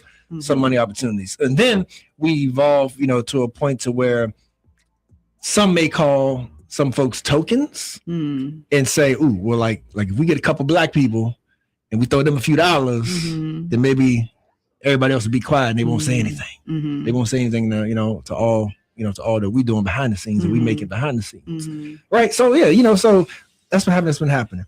So when we talk about Charlottesville festivals and our representation, and we talk about even the downtown mall. So they kind of came to a head last week because there was a Tom Tom Festival. And you know, and the Tom Tom Festival itself, you know, while on the surface does a lot of things, and you know, folks will say that it does a lot of good things, right? Like they provide stages and businesses get amplified, and you know, I understand that there's different awards and you know, things like that people can win. But then at the same time, they've taken over the downtown mall, right? Like reserving a space, the size of a space is kind of unheard of. In the downtown mall, this is how it all comes to a head. There's also a space where you hear a lot of folks in the Black community say that they don't always feel welcome. Right. So then when you see something like Tom Tom come in the businesses. Yeah. Right. Yeah. Inside the businesses. Or even just walking on the pedestrian mall, some folks feel like they're still being profiled, right? Feel like they're being watched and things like that. So then Tom Tom takes over the mall and then has, you know, like, has a hip hop portion of it that this past week was down at Ting, the Ting Pavilion, which I must say, to me felt a bit segregated. I don't know if that was intentional, personally, purposely done or what, but it was like there was things happening on the mall itself that felt very, very different than what was happening in Ting. And I was kind of like, why isn't like everybody congregating down here, and, you know, at Ting for the hip hop portion, let's call it, you know. So that was interesting. So later on that night, when the Ting Pavilion show closed, folks started dispersing. Folks started making their way up the mall and whatnot. And of course, you know, at different times there was different level of people. Now, here's where we get to where we want Nino to come in, because firsthand, right? There's a lot of opinions and things like that. A lot of videos floating around, and just want to hear her account. And again, this is just her account, right? Other people may have had a different experience or a different purview. But our man, Mr. Nick, DJ Runway, has been doing these downtown mall pop-ups for a little bit of time now, where, you know, like late at night, be on the mall, sort of impromptu, sort of like flash mob kind of thing. People just pop up. I've never seen or heard anything saying that it needed to be stopped or shut down. And it's always been peaceful. It's another thing, you know, people want to talk about, whether it's going to bring trouble. It's been peaceful. So all that being said, it happened after the Tom Tom Festival events ended, and this time there was a problem. This time there was talks about he should have had a permit, or they should have had a permit. All these kind of things. Where folks were, where they shouldn't have been. Was it too loud? Too many people? Again, pretty sure I saw crowds before congregate close to that. Loud music being played, never been a problem. So did that come to a head with the Tom Tom? Was it something there that where people felt like, you know, whoa, it's like we got people in town. We don't want that right now. We want that kind of representation. So, Nino, you were there, right? Like all I want to do is give a broad overview. But from when you and the crowd you were a part of started congregating, and when the music started, kind of walk us through that as far as like what you saw from your perspective, how it played out. Yeah. Okay. So, so like Charles mentioned, DJ Runway, Nick, had it all set up. You know, was in my opinion, when I walked onto where the scene was happening, it was prior to the music even being played. There was still a large group outside of Raptures downtown. They were all just congregating, still peaceful, be that as it may. Of course, there were police presence, but they weren't really in the crowd, so to say. And when I went to go say, hey, or what's up to DJ Runway, I asked like, oh, I didn't even know you were popping out down here. What time we getting started? What time you doing this? In my opinion, he was from the get-go clearly trying to be respectful of the time, respectful of the time frame. Wasn't trying to be like an all-night. What time was this? So this was at 12:45. Well, when I first walked on, it was like 12:30 a.m. He said he was specifically going to start at 12:45 just so it wouldn't go on for a long period of time, and it wouldn't feel like he was out there, in the eyes of the police 2 or 3 hours. So he made sure he specifically started at 12:45 a.m. Soon as the music played, I'd say about halfway through the first song, police already 5 or 6 deep walked over to the DJ booth and told him, hey, you gotta cut it. And that automatically caught him, by surprise, because as Charles mentioned, he's done these pop-up before, maybe not to this big of a crowd, again, it was after the Tom event, but it still drew some people in. Can I ask a question? Yeah. And try to keep your thought too, but I just want to make sure we don't forget anything. So at that point, was it could it have been that the crowd was infringing on businesses and other people's property? Like could that be the case where they felt like the crowd was too large to control? Yeah, okay, that's a good question. But in my opinion, from where I was standing and even walking back and forth, I don't think so. How large of a crowd was it? I'd say it was about 150 people. Or here, give or take a little. Yeah. Okay. So, and also this is people that were also just leaving from the team pavilion. So people were walking and things like that. It wasn't stopping traffic, foot traffic or anything like that. And I imagine there was that many people on the mall anyway. Exactly. Throughout the festival. Throughout the festival as well. So, I've been, outside of that strip. If people know downtown where Raptures is, people hang out on that strip all the time. And it's never been like an infringement on a business or anything like that. So I definitely don't think that's what it was. There was, during the debate of cutting the music off, they did find some way to try to say, well, oh yeah, there's apartment buildings and condos up here. And that may be, in my head, something they just were trying to run with. There was no real life complaints. Like I said, within the first song, they had already came over there and told them that, no, it wasn't like they were getting calls in and things like that. So that's a good point. Yeah. So when that happened, he automatically told him, I'll pay whatever ticket, whatever fine that needs to be paid, because in real life, it's an ordinance, so that is, in my opinion, and unless I'm wrong, and if you guys can correct me or not, that's not really an arrestable offense unless you continuously come back and do it over and over again. But in that moment, he said, "Go get the meter." That's were the officers threatening arrest? After he challenged them on saying, "Get the meter and let me know what that is," they came back 30 minutes later and then threatened him with arrest when he kept continuing to play the music. And this is when everyone is starting to look and get involved in the conversation. There was even an officer that I think this really enraged the crowd.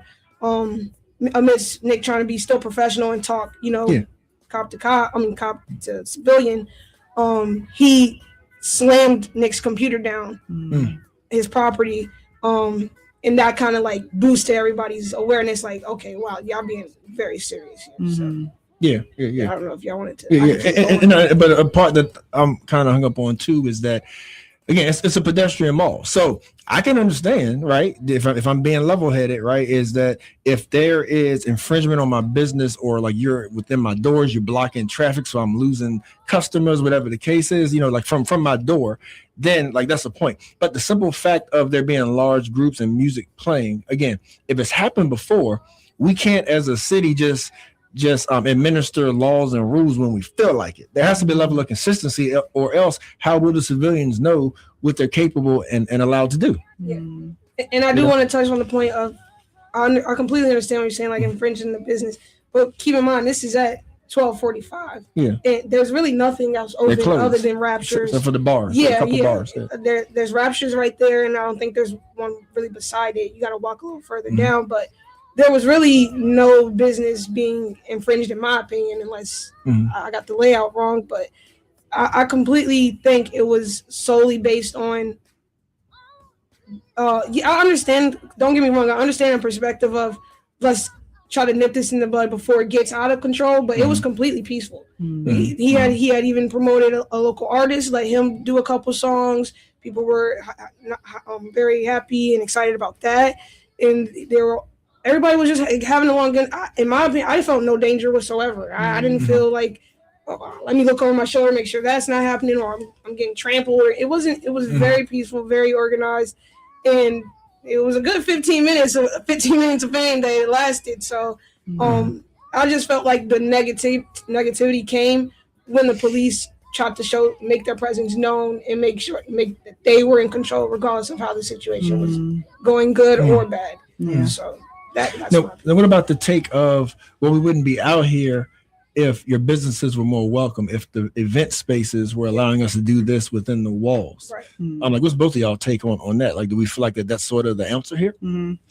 Well, in order for me to really have what I feel like an opinion about all of this that I can stand on, I got questions that, I don't have the answer to, and people in this room necessarily don't have the answer to, which is like, if the DJ had been doing these type of events on the downtown mall in the past and there was no issue, like, why were those allowed? Were there proper people aware of the events, and then why were those allowed? What was the triggering point that caused the authorities to stop this particular gathering? So what happened there?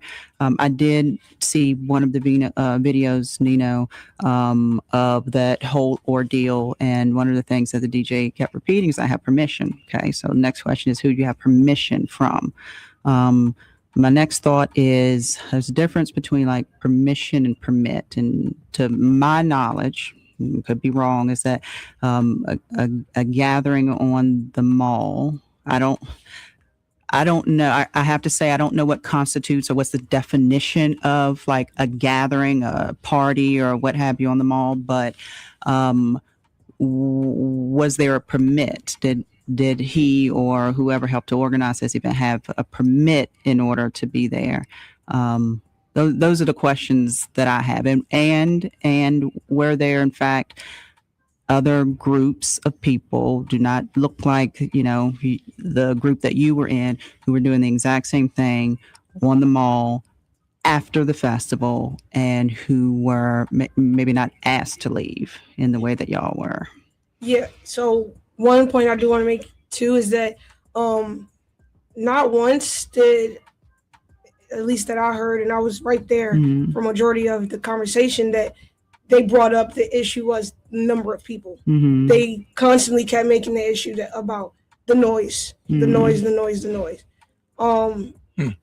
So I do want to point that out, and even me rewatching the videos, they didn't make the issue that this large group is out of control. They were just making it to the point and putting it all on the fact that Nick is playing this to a loud extent, and that people may complain. Which we know is BS, because it's been done before, and Whiskey Jar, Miller's, doors and windows be wide open, bands blasting, people out front, drunk and loud. Where the cops at? And one thing I think that was, in my opinion, very obvious about this is that there was no like malicious intent, like we gonna forget the rules, forget the authorities, we're gonna set up, we're gonna do our thing at our own cost, and it's whatever. It wasn't combative or contentious in that way. It's just people getting together who wanted to listen to music and have fun and enjoy each other's company. That's really, and a DJ who wanted to give them that. That's really all that I got from that.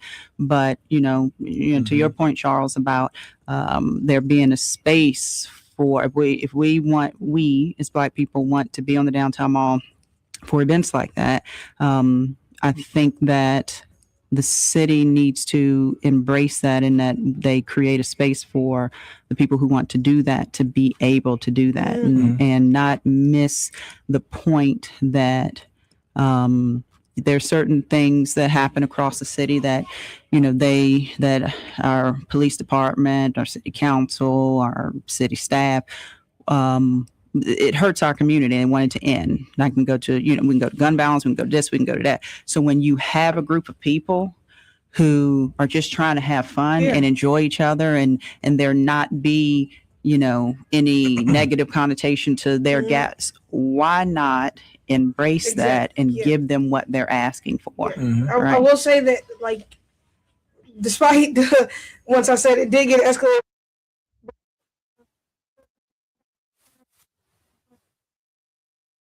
we're there aside and say and have that respectful conversation of understanding or middle ground trying to be found, and the officers weren't trying to hear it. There, people have been out all day, of course, maybe had a drink or two, but they were still, it was several people I saw trying to have that, hey, can you understand that we're just trying to do this? Literally the things that you were just saying, that we're trying to be peaceful, respectful. Right. Why can't you understand that, officer? And it was like one ear and out the other. So it's like, and to segue from that to that is that I did see a post that kind of, I forget who said it, but that someone recent that was involved in that posted like the next day or two, said they were having a community organization fundraiser to bring the community closer together. And it's kind of like, what's the problem when we do that on our end too?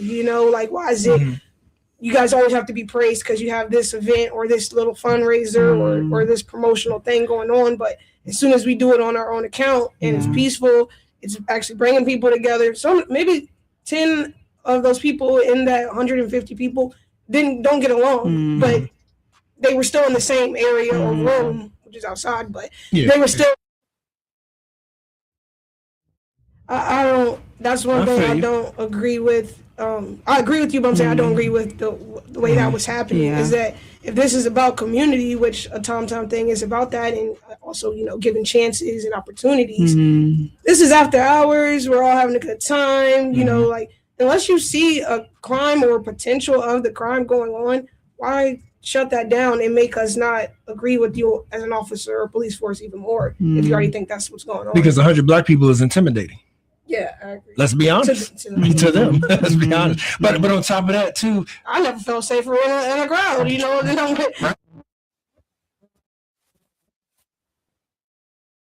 I think that may be a good way to end it, because Max, you talked about, and both of y'all talked about venues and spaces, right? There's a lot of dismay and a lot of history known about even, like certain festivals, this one included, and about how it wasn't intended for us, didn't represent. It was pressure that gave it the facade that is now intended for us.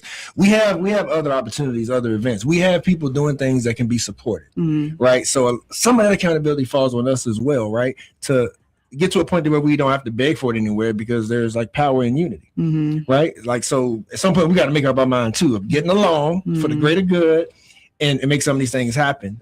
There's a lot for us to be able to support, because I don't believe the city is going to give majority black people permit to shut down streets and own them all. I don't think so. But I feel like we still have to work together and support what we do have, and it'll grow organically. Yeah, I don't, I can't, I think it might be inclined to, Charles.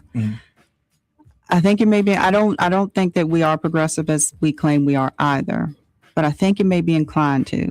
We just as black people have to realize that we got to cross our T's and dot our I's if that is in fact, so for whatever it is that we want or plan to do. We have to understand, because it has the greater probability of being shut down or shut out, we have to make sure that we do everything that we can, that's within our own power, to prevent that from happening. And, you mentioned something about some fundraiser that took place afterwards. And the other point I want to make is that individuals have to, I'm going to say, reach people where they are, in that they have to understand how we commune, how we get together. Yeah, that's true. How we enjoy each other. Right. And for us, a lot of times that's music. Yeah. That's music, right? And I guess the other thing that I want to point out is that I'm going to go ahead and mention this over the air, and hopefully it's not taken out of context. But I read a Facebook post that former Mayor Walker posted. Maybe it could have even been the second day of Tom Tom. And I have immense respect for her, and hopefully she's okay with me sharing this, but I read it, and it was criticism of Charlottesville and its leaders, and a call to action, if you will, of Black people participation in the Tom Tom event. And when I read it, I was like, dang, God, let the people breathe, It was like, because the things that, they blew the whistle, Tom Tom started, and boom, that was the post. At least that's the way I felt about it. But I have to say that it did feel a little bit funny, right? To knowing how the city does or does not embrace all of its community and stands in support in the way that certain communities need for it to be. How it drops the ball in some ways when it comes to that. And we down there dancing and shaking, and it's just like, it did feel a little bit funny. And I'm not this is my opinion, first of all. I may not mean a damn, but considering that, it did feel a little bit funny. And the thought that came along with that is that if we were to take our culture and our resources and our people and our energy and do our own thing, right? We could have been somewhere else having the same fun, What would that change, and how would that change things for us as a group here in the city? What type of power would that evoke and show as far as what we can do when we unify, and the statement that it makes when we decide to come together on our own accord for our own stuff, doing our own thing? Right. So can I plug something right there real quick too? Everybody who work on Tom Tom don't like each other. I say that because that's something that we have to get over. You can do good business and not be friends with somebody. That's gonna leave it there. Yeah. So I wanted to say that, how do I word this? So it's kind of like I don't think people like us have a problem being in those spaces. It's like BPN, Vinegar Hill, we don't have a problem taking up space and being in those spaces and making ourselves and our organizations known. It's more so the fact that two things. One, I don't think that it gets as much, maybe the word is respect or whatever the other word is that I'm trying to say, when we are in control of those spaces or those rooms. Like, for example, when we're hosting that and we're saying we're going to take up this space and furthermore, I feel like it, to other people's perspective or events, that loses for some reason its value. You see, it's value to that. Versus, we were trying to be in control of that situation and that gathering and that community last weekend, and it seems like it lost its value just because of simply off of that. But if, for example, they weren't, but if Tom Tom was hosting that, then I feel the value to those other people or to those authority figures is a little more probable to them, right? And while they may give it a little more leeway, which isn't fair, events like BPN and events that they have, or I'm just using that for example. I don't know too many, but it's things like that. They don't draw those large crowds. Clearly I understand. It was a Saturday night. It was all in good fun. It was downtown mall, but it's also because some people that look like us don't feel necessarily safe in those spaces where we have at those high-end restaurants or high-end things and so forth, they don't feel validated or vulnerable in those types of rooms or spaces. So I think that's kind of sometimes where that comes from, and this is why, because of what happened Saturday, the way that happened. So that's just my opinion, as well as I heard yours, but I feel like I definitely feel like in the back of everyone's head, or why they may not go to that event, but they'll go to that one downtown, is I feel like we'll be more in control of this one downtown. It's more of my people that are in my space that I'm familiar with, that I'm willing to do this instead of X instead of Z. And I feel like that responsibility lies on those authority figures or the town that make it feel like that's okay or not okay. Yeah, I think that makes perfect sense. And that lets you know we got a problem, don't we? Yeah, definitely. One that's not easily solvable, but possibly, the right people partnering and connecting over it. All right. But I just want to shout out to DJ Runway. He was completely respectable. How amped up they were getting that. We need to be peaceful, y'all. We're going to keep it peaceful. Don't argue back and forth with him. I'll take care of it. So I feel like I definitely respect him trying to even get that done, and he's done that. So just shout out to him. Absolutely. And he's taking the right steps. I know that, to get that permit and get that space. So he's not going to let it backdraw him from going further and keeping this going. He's at least trying. So shout out to DJ. Anybody that knows him knows he's a stand-up dude. Yeah, definitely. All about the community, all about the youth. Yeah. Like never a problem. So so they definitely can't pin anything negative on it. No, not at all. Yeah. All right. Good combo. Let's take a quick break.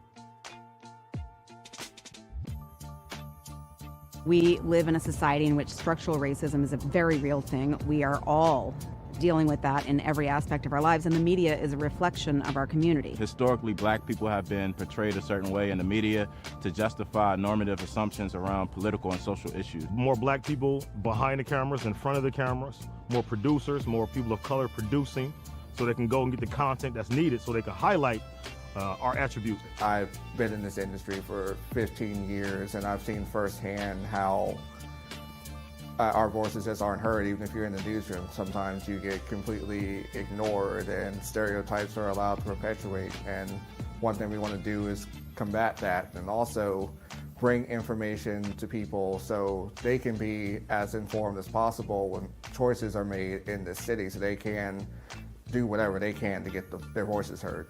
What I believe can be done about the situation is to have more people of color creating news stories, more people who have a interest in and a social consciousness that relates to the stories that they're telling. Charlottesville Tomorrow looks at these issues. We can present them on IMHO. Vinegar Hill Magazine can take that a step further, and just together we can just make this thing that can be an example of how we can change the media landscape, how we can be more inclusive to get these voices in, to get these people heard. That's just one thing that doesn't happen in so many places, and it's a shame. We think we live in a society that's very progressive, and we're talking about equity and diversity and inclusion and all these things. Still, the way that black people, and I would say, and I would argue especially black men, are portrayed by the media is incredibly dangerous, and you've seen the sort of tangible violence that it's led to over the past year. The community can support the SIM project by first and foremost giving us an opportunity. We understand that it can be difficult to give trust right now, especially considering the current social and political environment. But this project will only be as successful as the community allows it to be. And so we ask you to give us the opportunity to do the work, critique the work, and make sure that we stay aligned with the vision. Another way that the community can get behind the SIM project is through engagement. We want to hear from you. We want to know what you're talking about. We want to put your stories out there. And so whether it's reading the articles written by Charlottesville Tomorrow or Vinegar Hill Magazine, or tuning in to In My Humble Opinion on Sundays on 101.3 Jams from noon to 3 p.m., either way, we want you engaged. We want you to be part of this. The community can also support the SIM project through funding. To learn more about how to support SIM, you can visit our website. Thank you for your support.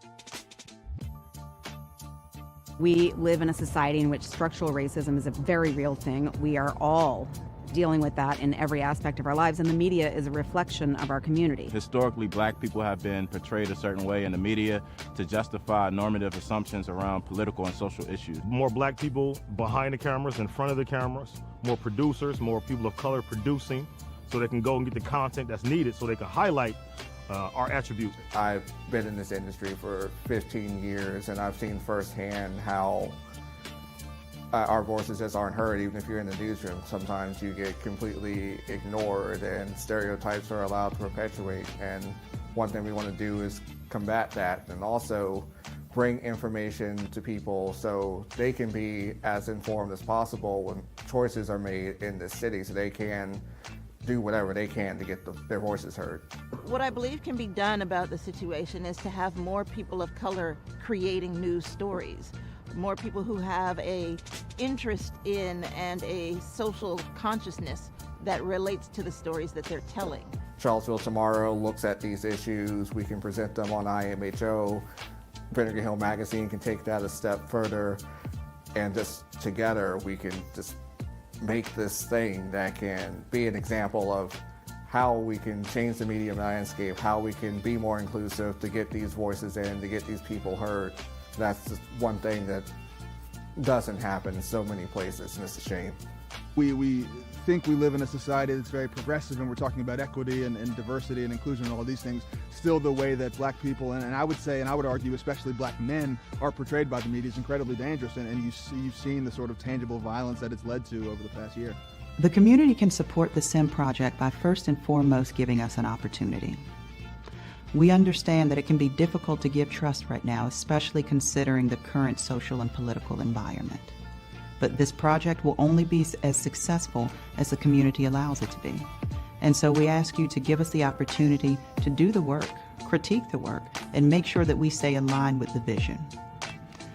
Another way that the community can get behind the SIM project is through engagement. We want to hear from you. We want to know what you're talking about. We want to put your stories out there.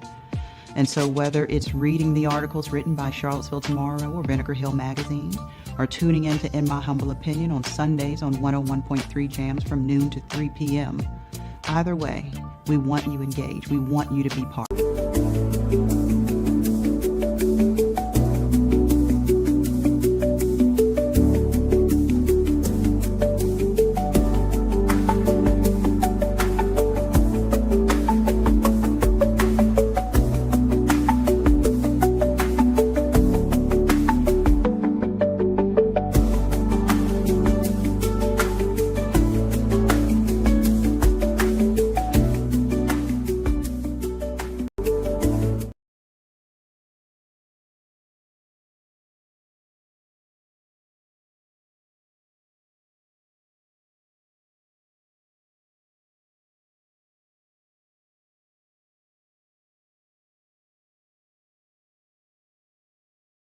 Giving the people what they want. Of course. And right about now, we have a frequent guest. She's like family, you know, none other than Dr. Andrea Douglas. Yeah. Dr. Douglas, good afternoon. Good afternoon. Yeah, welcome. It's such a pretty day. It is. Glad to be here. You know, and whenever you come on, you're just a plethora and a wealth of knowledge, right? It's like, so we could talk about anything with you. Really? And that's what I love Anything about happens. you. That's for sure.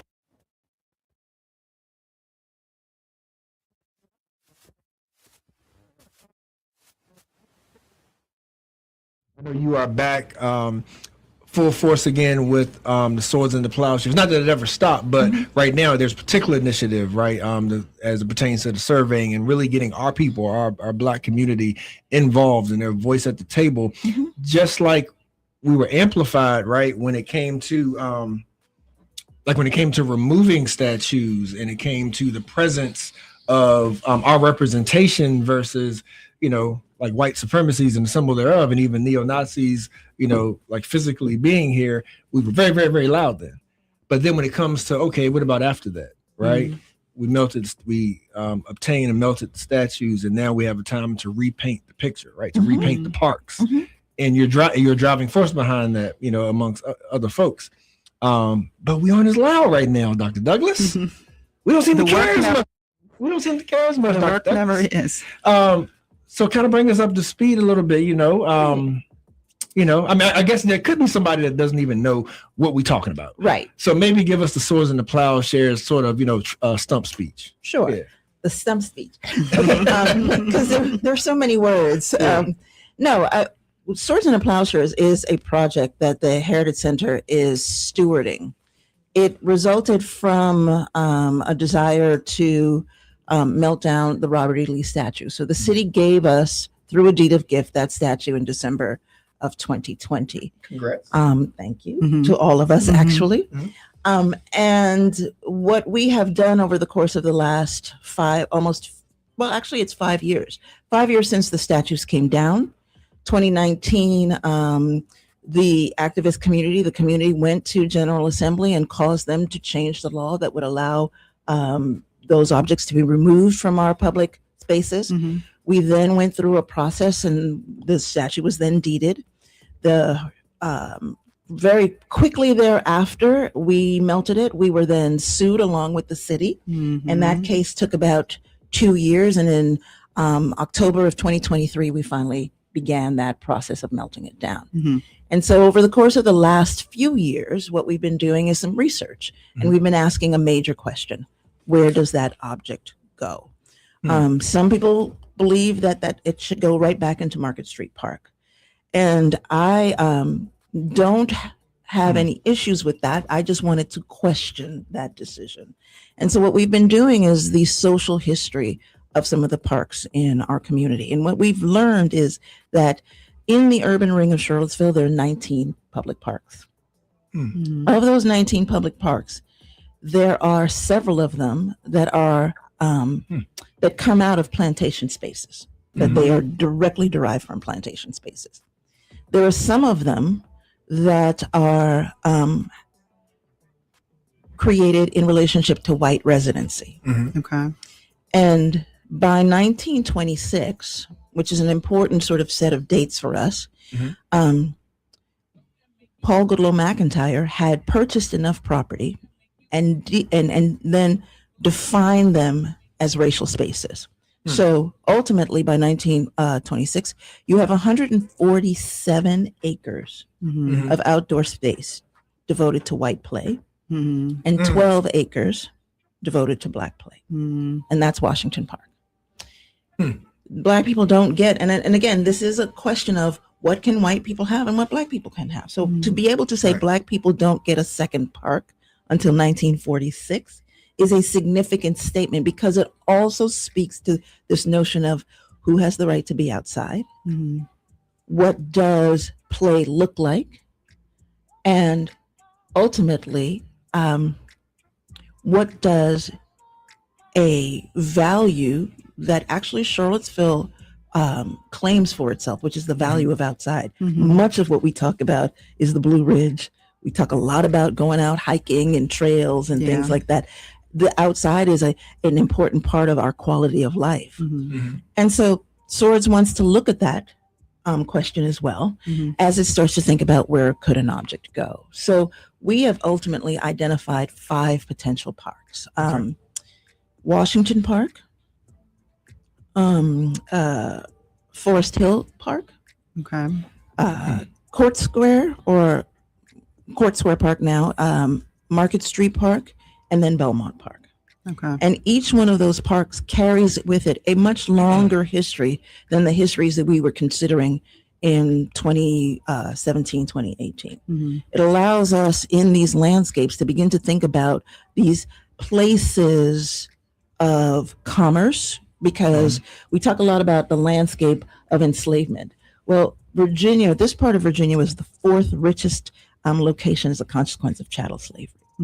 And so in our midst, in our urban ring, are those kinds of spaces, which were some of them upwards of 500 acres big. So they're not small spaces. They're significant enough.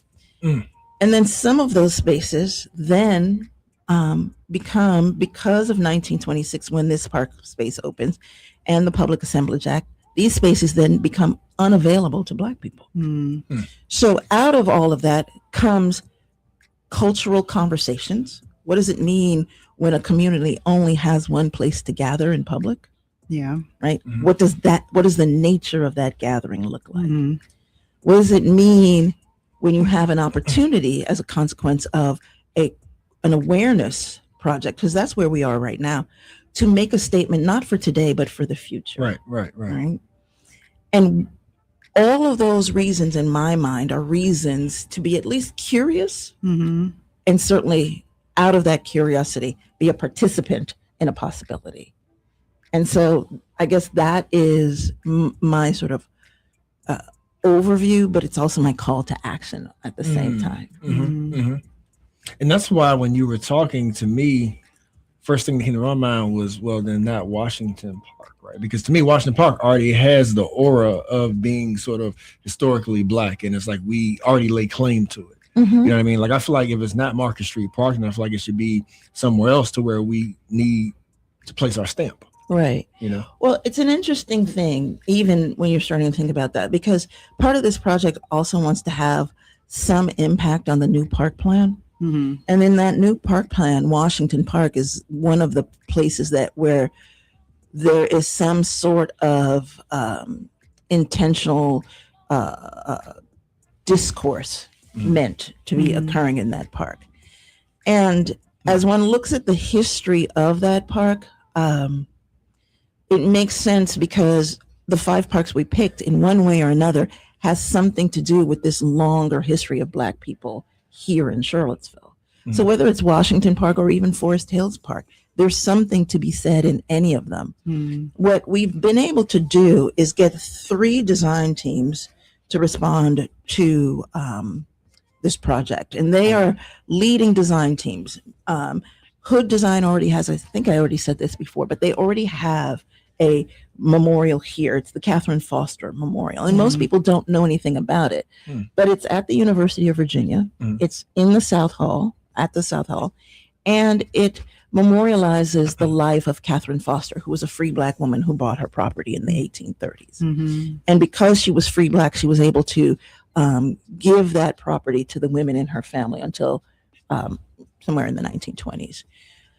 And so that's Hood. They've done that. Mass has done things like the Equal Justice Initiative's Peace and Justice Park, which is the one with all of the 300-pound structures that is in Montgomery, Alabama.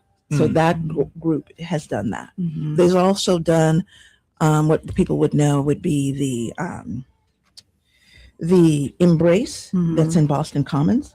Right. And then Push is a much smaller organization, but still has the same amount of expertise in this area. So no matter whom gets chosen for this, we have the opportunity to speak with 3 organizations that are deeply embedded in designing the cultural landscapes of this country. Right. What does the selection process look like for that? And then I also wonder, with regard to picking the park that this new piece will be placed in, are you required to do a certain level of community engagement? What are the residents right around those areas saying? Well, we have just recently contacted the neighborhood associations for those areas. And when I say we're in a community awareness, that's vastly different from the community engagement. And the community engagement is planned for the design team that's chosen. So the process ultimately right now is what we're in. And I want to say, first of all, we've already had 300 people respond to the exhibition. And when you get into the exhibition, you're offered the 3 designs.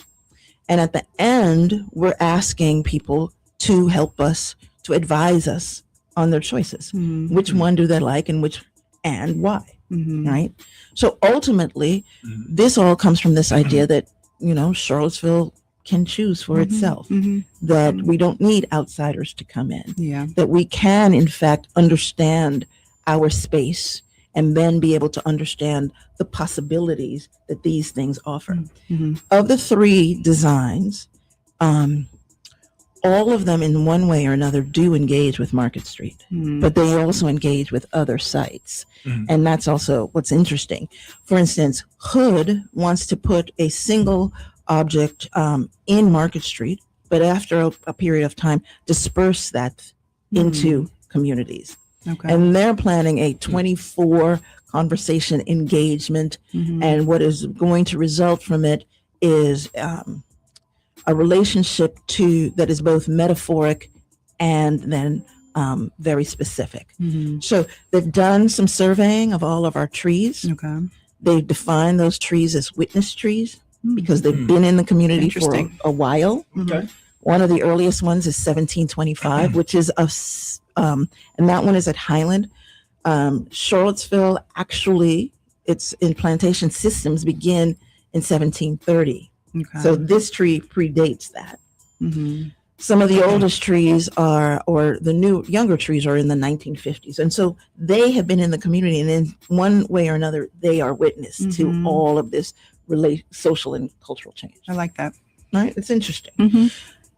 Each one of the projects will be using this bronze. So they intend through their community engagements to capture stories and use the bronze to incise it into those silver rings. And then after a period of time, those rings will disperse into the communities where the conversations will have. And they then begin the gathering place. So a community could go sit underneath that witness tree and have conversation. You could play under the tree. And so each one of them has a similar relationship to community in that way. So when you say disperse into the communities, though, are you talking about something that's mobile, or they'll be adding new? No, actually, new fixtures. You build it in Market Street, and let's say it's a year. Then you dismantle it. So one lives in Market Street, and the others live in other parts of the city. And so there is a call and response between that central object in Market Street and then in other parts. So one could maybe imagine that once a year, conversations that have been held in other parts of the community then start to be held at Market Street, right? And back and forth. Or that you visit one and your interest is, where are the other ones? So you then start to visit the other, and you engage with whatever is incised in there. And ultimately, through that engagement, you begin to get some sense of what Charlottesville actually wants for itself. So that's one, and I think that's really interesting. Yeah. Now, can I ask you about because this came to mind. So you'll have some folks, and this is with the engagement, right? Because I know one of the big points that we need to drive home is how do we get our people engaged in this process, right? So one thing that you'll hear is that folks will say, okay, but moving forward, how is this making my life better, right? And some folks will say, like I've even heard it mentioned about like the memorial to enslaved laborers, the UVA. What's the difference with a project like this and someone looking at UVA's memorial? And while a lot of people love it, some people will say UVA could have taken that money and then, like invested in our communities instead of putting this symbolic fixture here, right? I've heard that. So how do you reply to that when people say, I don't really care about the symbolism. I need like institutional change. I think though that is institutional change. Though I think that what seems to be missing in this conversation is the importance of symbols. But beyond the importance of symbols, it's the importance of conversations. And when UVA put in that memorial to enslaved laborers, it wasn't just the University of Virginia of Virginia made a decision to do this thing solely on their own. And I can tell you, because I was there, many of those conversations happened in the Heritage Center.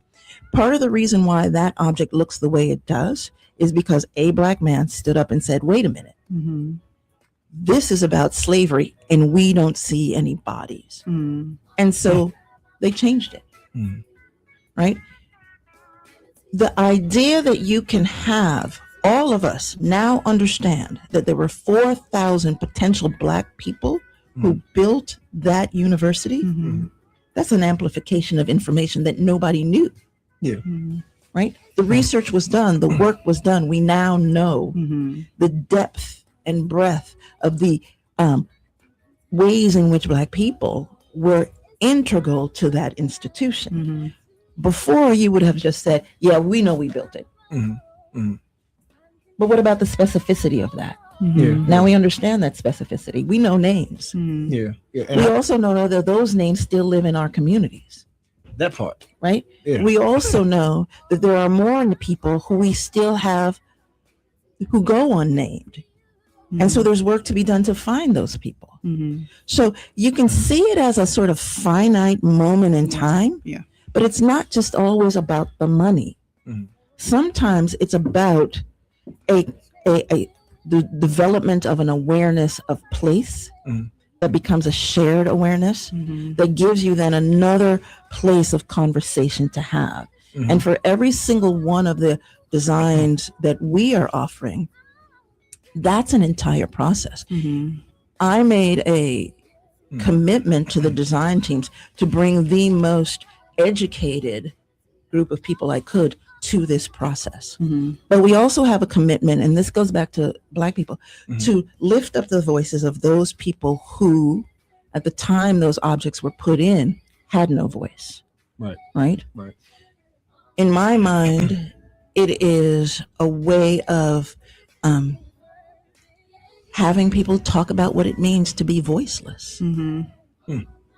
Right? No, I agree 100% with you, Dr. Douglas. And you actually used some buzzwords just now in your description or your response to Charles, such as finite, that I was thinking about. And Charles, I think those folks need to learn to look at this situation from a much broader perspective. Because sure, that money could be placed in something like more affordable housing and things like that. And those things have its place and its need, but it is also finite. And there are other resources that can be dedicated to it. However, information and understanding and ideology, which is what helped to get us to the place that we are now, is infinite. And so I think it must have its proper place in terms of us prioritizing those things, fixtures in our community, so that we then change the understanding, awareness, and knowledge of not just the folks that live here, but those that visit here to tell a different story. I mean, you're going to have much more, and this is a very rudimentary point, but a much bigger conversation about a piece of art that depicts something that you can have a conversation around versus an apartment building that is affordable housing for some folks. So you did a wonderful job of actually highlighting the gap that we need to bridge. So I want to ask, like, what is the methodology that's been considered, whether it's by the Heritage Center or by Swords and the Plowshares and, and the co-op thereof, of how do we bridge the gap within our own community? Because we're not even talking about sort of powers that be or like other cultures trying to get them to understand. We're talking about within our own culture, right? Within our own community, to where fact of the matter is some folks would be like, that Dr. Douglas is too smart for me. She talks over my head. You know what I mean? Or be like, I don't feel comfortable there. You know what I mean? Because I feel like, whose fault is that? Like, I don't and some other people and, like all that kind of thing. Right. So then so how are we going to bridge this gap so that because I think the bottom line, and I love what you did with the website, I think the bottom line is, out of the responses that you've counted in regards to people chiming in when it comes to like viewing the design, the map and all that stuff, there's a disconnect. Like whether we can sit here and talk till we blue in the face. there's a disconnect we got to fix. Right. But that's why I'm here. Yeah. Right. Right. You utilize the tools that work well. And again, there's a difference between a moment in time where you're really taking this time to be deliberate and preparatory, which is vastly different from that moment in time, which most people fear when they're like, they expect me to know something that I can respond to. Yeah. And I think as we go through this process, we have developed tours. Yes, there are like 3 Black people on the tour whenever we do them, but we have them. You have opportunity. We have hired Dr. Selena Cozart to help us with this conversation as well. We are hoping that, we'll do a little event with BPN. It's now on May 21st. That's so far the date that we've picked, where people will come in and engage with this material with us.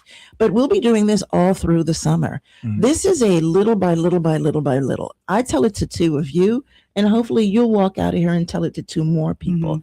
When we start to look at the numbers, we have a fairly good spread in age groups. But part of the reason why we have that good spread is because we have been giving tours to the 5th grade. For Charlottesville's 5th grade, right? Okay. And that's an important group for us because they are the ones who are going to inherit. But the people I'd love to be able to talk to are the people who are 18 to 24. And those are the ones that we don't always get to talk to. And so thinking about how best to engage them is something that is really important.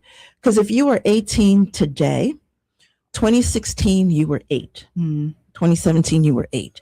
If you are 24 today, you were 14. So most of this anyway is history for that group of people, right? They don't see it in the ways that some of us see it because we were there or we lived it. But ultimately, it is those people who are going to have to live with this object. So why not take the opportunity to design something? Why not take the opportunity to be engaged with a community that you live in that has made certain promises to you, that the only way I believe those promises are going to be fulfilled is if you are actively asking for that fulfillment. Right. And so those are the kinds of, hopefully, the messages that people hear as they start to hear more and more about this project, because the real work isn't going to happen until later in the fall, right? Our intent is to pick or have Charlottesville, not us, pick a design team by July 10th. And July 10th, because that's the 5th anniversary. 5 years have gone by since we've taken those statues down, right? Imagine what we've gone through in 5 years. Wouldn't it be interesting if you could bring that information to a conversation so that you begin to say, I understand the vast histories that we have lived with. These histories are deeply embedded in the systemic issues that we live with every day. And that's the whole point of this. This is not about solving a housing project. This is about thinking through a systemic problem that as a result of conversation and understanding, we are maybe better able to address those housing issues today. Now, this also makes me think about voting as well. But first, let's preface it to make sure that that I have the right frame of thought, which is when it comes to parks, right? Public parks, like how far up the ladder does sort of like ownership go? So in other words, does Charlottesville like controls the rules for its park and that's it? Or then is there like a state element like to what can be done in public parks? Well, when the ordinance was changed, that allowed the locality to make decisions about what it could be done in the parks. That's what allowed the objects to be removed. But it's also allowing the objects to be put in as well into those parks. And so really it is the city of Charlottesville's government that makes these decisions about what we can and cannot do. But we, in Swords and Plowshares, when we submitted the application, said that our greatest desire was then to gift back an object to the city. And so the city has a right to choose what it wants in its parks. We're just hoping that what we keep in close relationship with the city, Parks and Rec, those people who make those kinds of decisions, and that this is a reciprocal relationship, that we can demonstrate that we have done the work to engage as many people as we can, including those people where, as you said, Max, where those parks, all of those neighborhood associations should equally be as informed about what we're doing as people who are wandering in through our exhibition and such. Yeah. So there's a lot of work to do, and that's the work that we plan for our summer, is to do that kind of deep dive. Yeah. And real quick, the reason I asked that is because we're looking at right now like our voting infrastructure and how Supreme Court rulings like may hinder. We look at gerrymandering or redistricting, redlining, all that kind of stuff, and like all of that's changing. But at the same time, we have a governor in office who has seemed to be wanting to re-implement some of the things that were removed, like, as it pertains to like African American history, and as it pertains, like to how we, like memorialize those things. So I'm just thinking, could this be an opportunity in time? And that's why I asked about sort of like how, how does that climb up the ladder, as it pertains to maybe there's currently more buy-in to be able to memorialize or have historical, objects within our public places. I think, that's an interesting question. It really is, because especially as you think that we're really the blue spot in the very red state. And so I don't necessarily know that we have not, and again, we're almost 10 years in from this conversation. 2017 is its anniversary, is next year. And so here, more than other places, those conversations are in some ways deeply embedded in how we move around in Charlottesville, I think. So I don't know if I can easily respond to the question. I know that we are proceeding as if we are able to proceed. And there has been nothing that says to this point that we are we're misstepping in that regard. All right. But I also want to say that at the same time, there is a sort of narrative that is being written about America that has very little to do with the ways in which the documents have said America has progressed.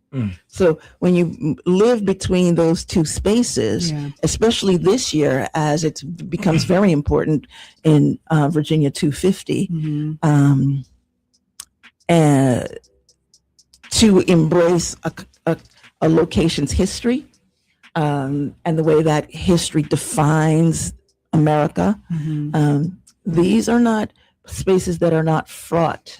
And so you need to be very considered, I think, about how you create your processes. And so I think this process hopes to offer that deep consideration. And it is wants to offer everyone an opportunity to make some statement about what could or could not be put there. Yeah, a few questions. I'll just toss them out and you can cover each one. First, I know you mentioned that the council will approve which project they would like to accept and have in their parks. I know that council recently approved a resolution for a public art commission. I know you're deep into your project now, but will you have to engage with that group at all? Well, I'm actually on the steering committee of that group. So Okay. That's a good thing. But I think, that is kind of where we are in this project. It's sort of a synchronous moment, because that art commission will have something to say about public art moving forward. And I believe that this goes back to a little bit of that earlier question even. As many people as you can engage as early on as you can engage them, that is the goal here. And the question was, what is the timing? Well, the timing is once we've chosen someone, then hopefully we begin this next phase of our conversation in the fall. And by that time, hopefully we've wrapped our arms around every constituency that we can, so that when we're going in at least with the tacit agreement that the conversation can be had. Yeah, okay. I've always been curious, and for whatever reason haven't asked you this yet. Maybe I watched too many movies, but so the statue has been melted down. Is it just sitting somewhere as a lump of bronze? Is it in this bowl bubbling until the artist comes in and decides to mold and shape it? Well, no, it's actually in an exhibition. Oh, okay. Yeah, it's in the Monuments exhibition, or was in the Monuments exhibition since it closed yesterday, but that exhibition opened in October. Okay. So the bronze, we've got 2 tons of bronze that are shaped as bricks, which we call ingots, which have been in this exhibition called Monuments that was installed at LA MoCA. Okay. And the brick, the MoCA and the brick put together this look at the issue of monuments since 2015. And so both the Stonewall Jackson, which is now a work that has been transformed by Carol Walker, and it's called Unmanned Drone. Okay. That was in the exhibition, and so our bronze is in the exhibition. Okay. And it will await a decision, and then based on what team, that's what will happen, where it will end up. Yeah, okay. And then lastly, you've mentioned the proposed project from one of the groups that you've received a proposal from, but the other 2, have they proposed anything? Can you talk about those briefly? And again, each one of these proposals really does engage the imagination. And I really appreciate the effort. And I also want to add that every single one of those design teams, whether in Charlottesville or to me personally, they really believe in the heart of this project. They really believe that this is a one-time opportunity. And so when you think about the number that we have, it's not a big number. $5 million is not a big number in this business. It's a baseline number. And so it's not because they're like, "Ooh, this is a payday." It's because they understand the importance of what it means to transform symbol.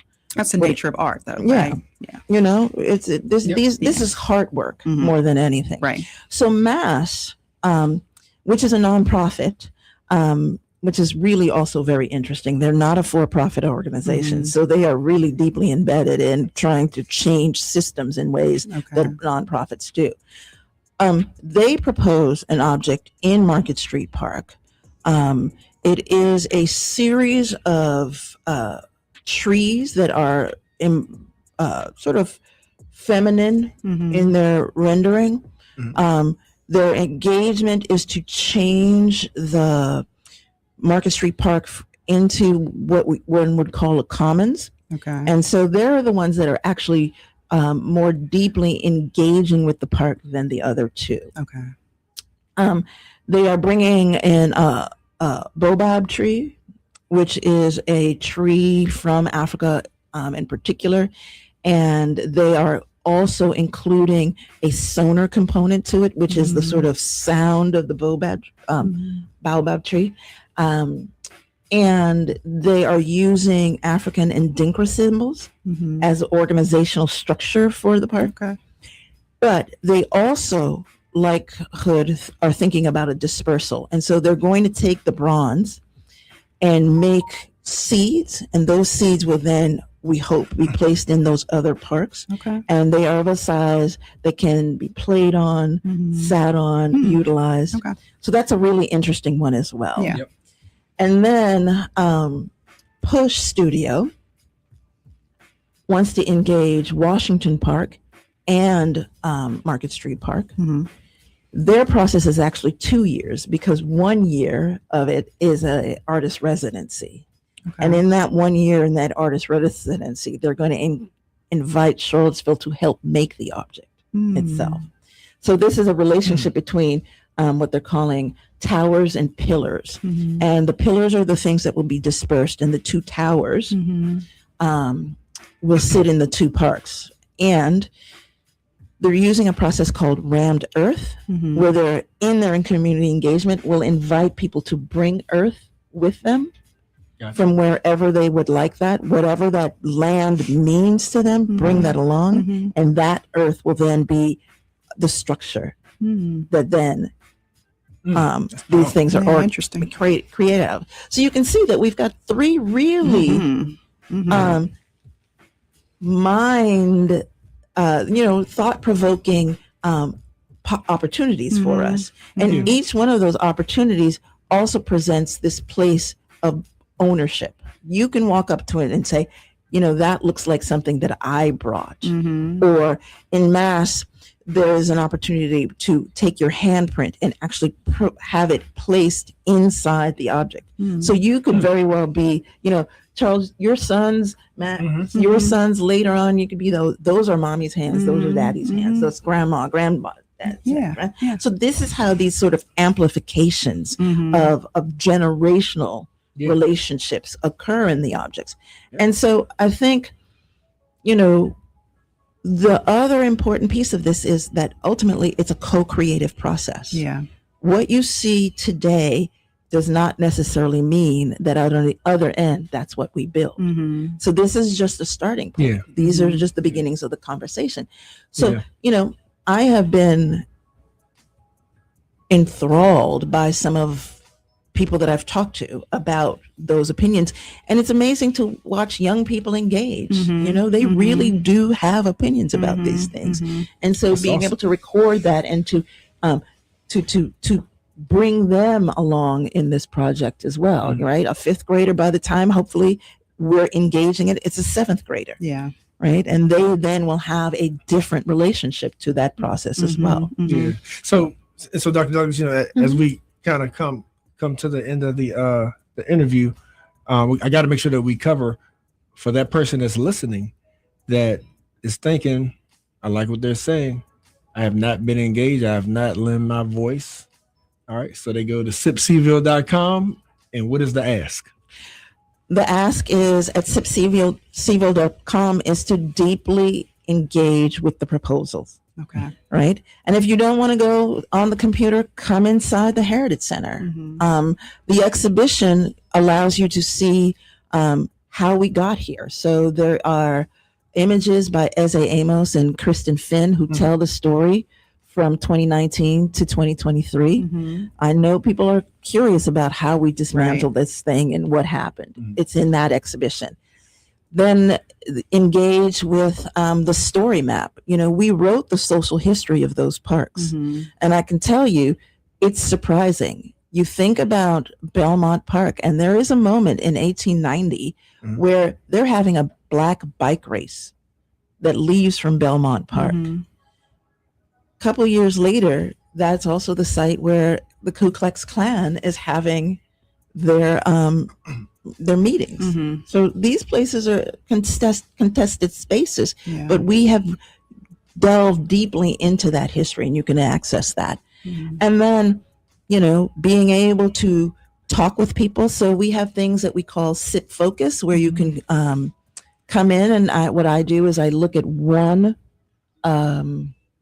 design at a time, and I talk about each individual design, including how much they cost, because cost is important, really important. So if anybody wants to, help, I won't say no. Write that check, Mac. And again, conversations with Selena, all of that stuff is available on our website. But I also think that this is a opportunity to commune with people. Don't just do it alone. Talk to somebody about it. Ask them their opinion. Maybe their opinion changes your opinion, or maybe you then both become solid in what you think should happen, and then ultimately let us know. Right. Yeah. Make a decision. We're asking. I do too, Charles. Thank you, Dr. Douglas, for keeping our history here in Charlottesville alive. I can't. So we get that comes across every time you sit down at the microphone here at the show, keeping our history alive, educating us. And it is very important for us to know where we come from, how we got to where we are. So thank you for that. And we had a conversation with President and Vice President-elect of the UVA BSA earlier. Mm-hmm. We talked about legacy, and one of them referenced leaving a legacy where Black people feel like the university belongs to them. And that's what comes across very clearly with every project you just described. For Black people, it feels like it's something that belongs to us. And again, those are the type of things that shape minds and change minds. Mm-hmm. So thank you so much for all of your hard work Thank for you. those that are helping you with this. I appreciate it. And yes, my colleagues, we've been at it for a long time, and they deserve just as much thanks as I do. So thank you for that as well.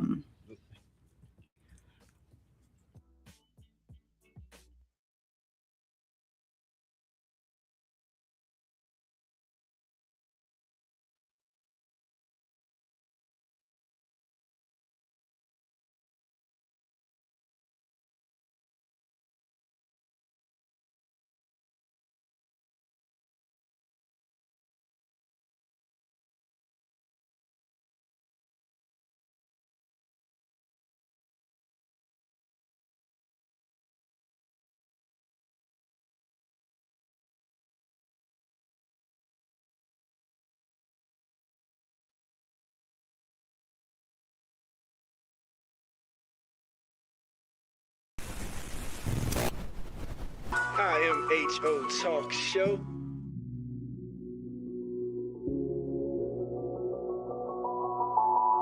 Sir Charles, Miss Max, Razor. You're listening to In My Humble Opinion with Maxilia Robinson and Charles Lewis. Only on 101.3 Jams.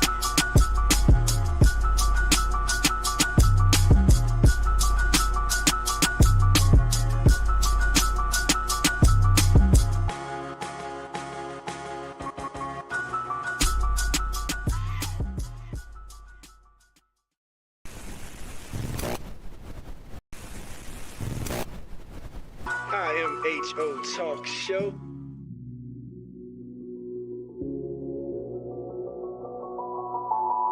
Sir Charles, Miss Max, Razor. You're listening to In My Humble Opinion with Maxilia Robinson and Charles Lewis. Only on 101.3 Jams.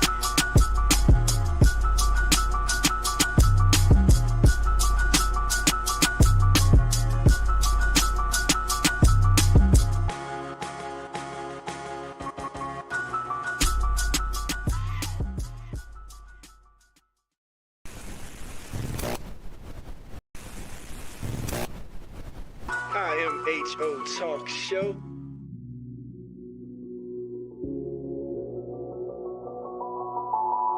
Sir Charles, Miss Max, Razor. You're listening to In My Humble Opinion with Maxilia Robinson and Charles Lewis. Only on 101.3 Jams.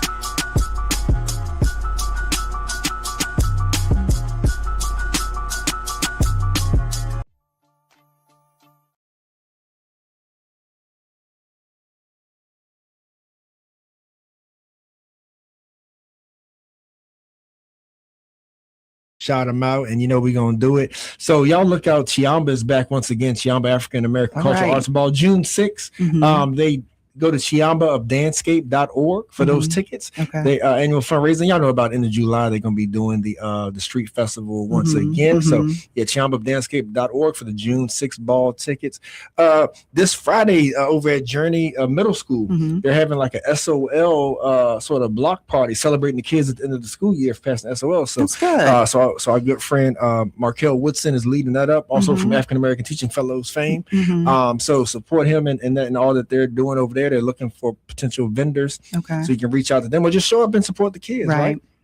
So also then on Thursday, it's also looking like we were talking about DJ Runway, Mr. Nick earlier. So partnering with the folks of BPN as well, and over at Mexicali is going to be a family TikTok karaoke night to kick off the regular karaoke night that's going to start after at like 7 Family o'clock. TikTok karaoke. Yep, so family TikTok night, right? Interesting. Okay. Family TikTok and karaoke. So yeah, that's May 14th as well over at Mexicali. So bring the kids out. I heard Mr. Nick gonna bring buses from the Boys and Girls Club over that place. That's nice. That's what's up. Yes, indeed. So good family fun. And then let's see, last but not least, crowd favorite, city favorite, Queen, spoken artist Queen, does her table talks. And so she's having like a discussion, she always does sort of like the get the men and women sitting down and talk about real issues about how we interact with each other, right? We need that. So so that's going to be that following Saturday over at Smokies. Was that May 16th over at Smokies over there that night? Okay. So if y'all down for that, if you're with that, but yeah, so much coming up. So y'all, lots to do. So you can't say ain't nothing to do, and you can't say you didn't know about it because we recorded it. So you can go back and play it, right? For your friends, you can share it, all that good stuff. All that good stuff. Right. Take care, family.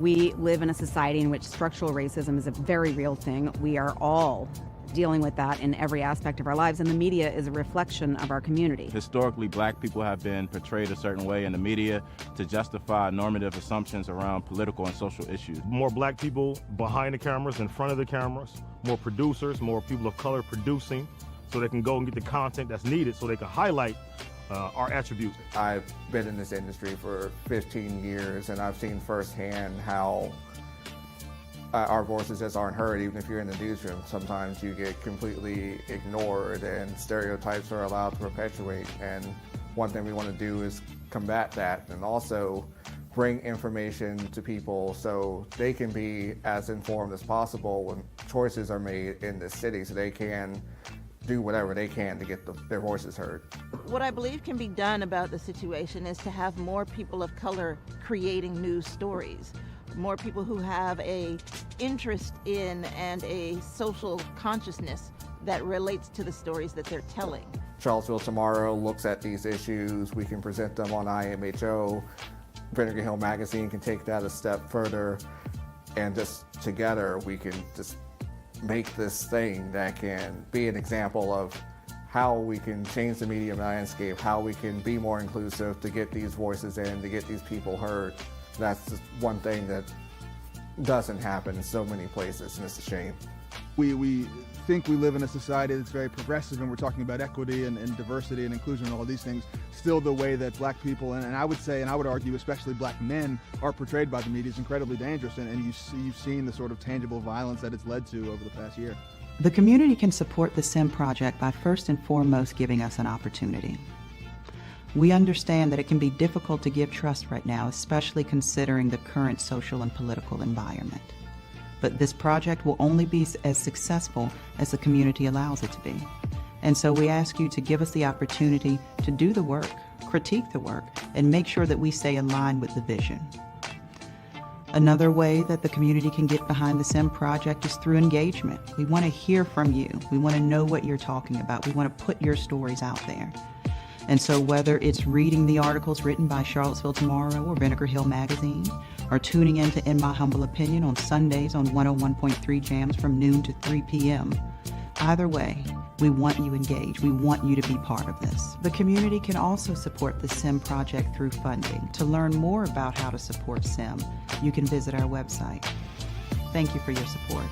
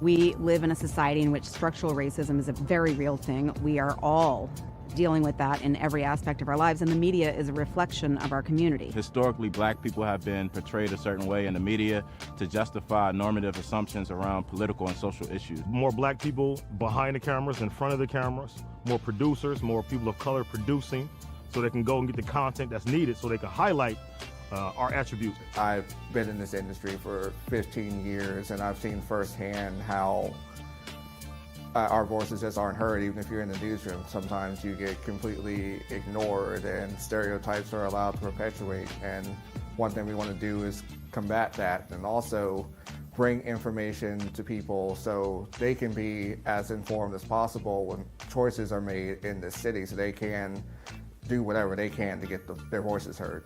What I believe can be done about the situation is to have more people of color creating news stories.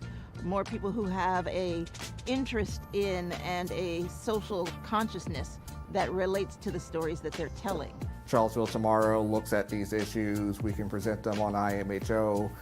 Vinegar Hill Magazine can take that a step further, and just together we can just make this thing that can be an example of how we can change the media landscape, how we can be more inclusive to get these voices in, to get these people heard.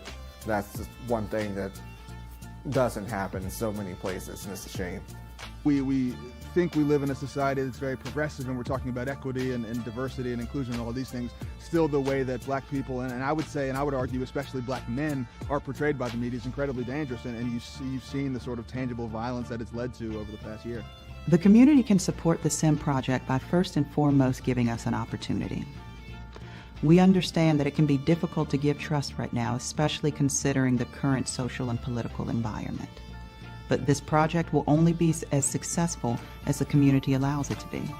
And so we ask you to give us the opportunity to do the work, critique the work, and make sure that we stay in line with the vision.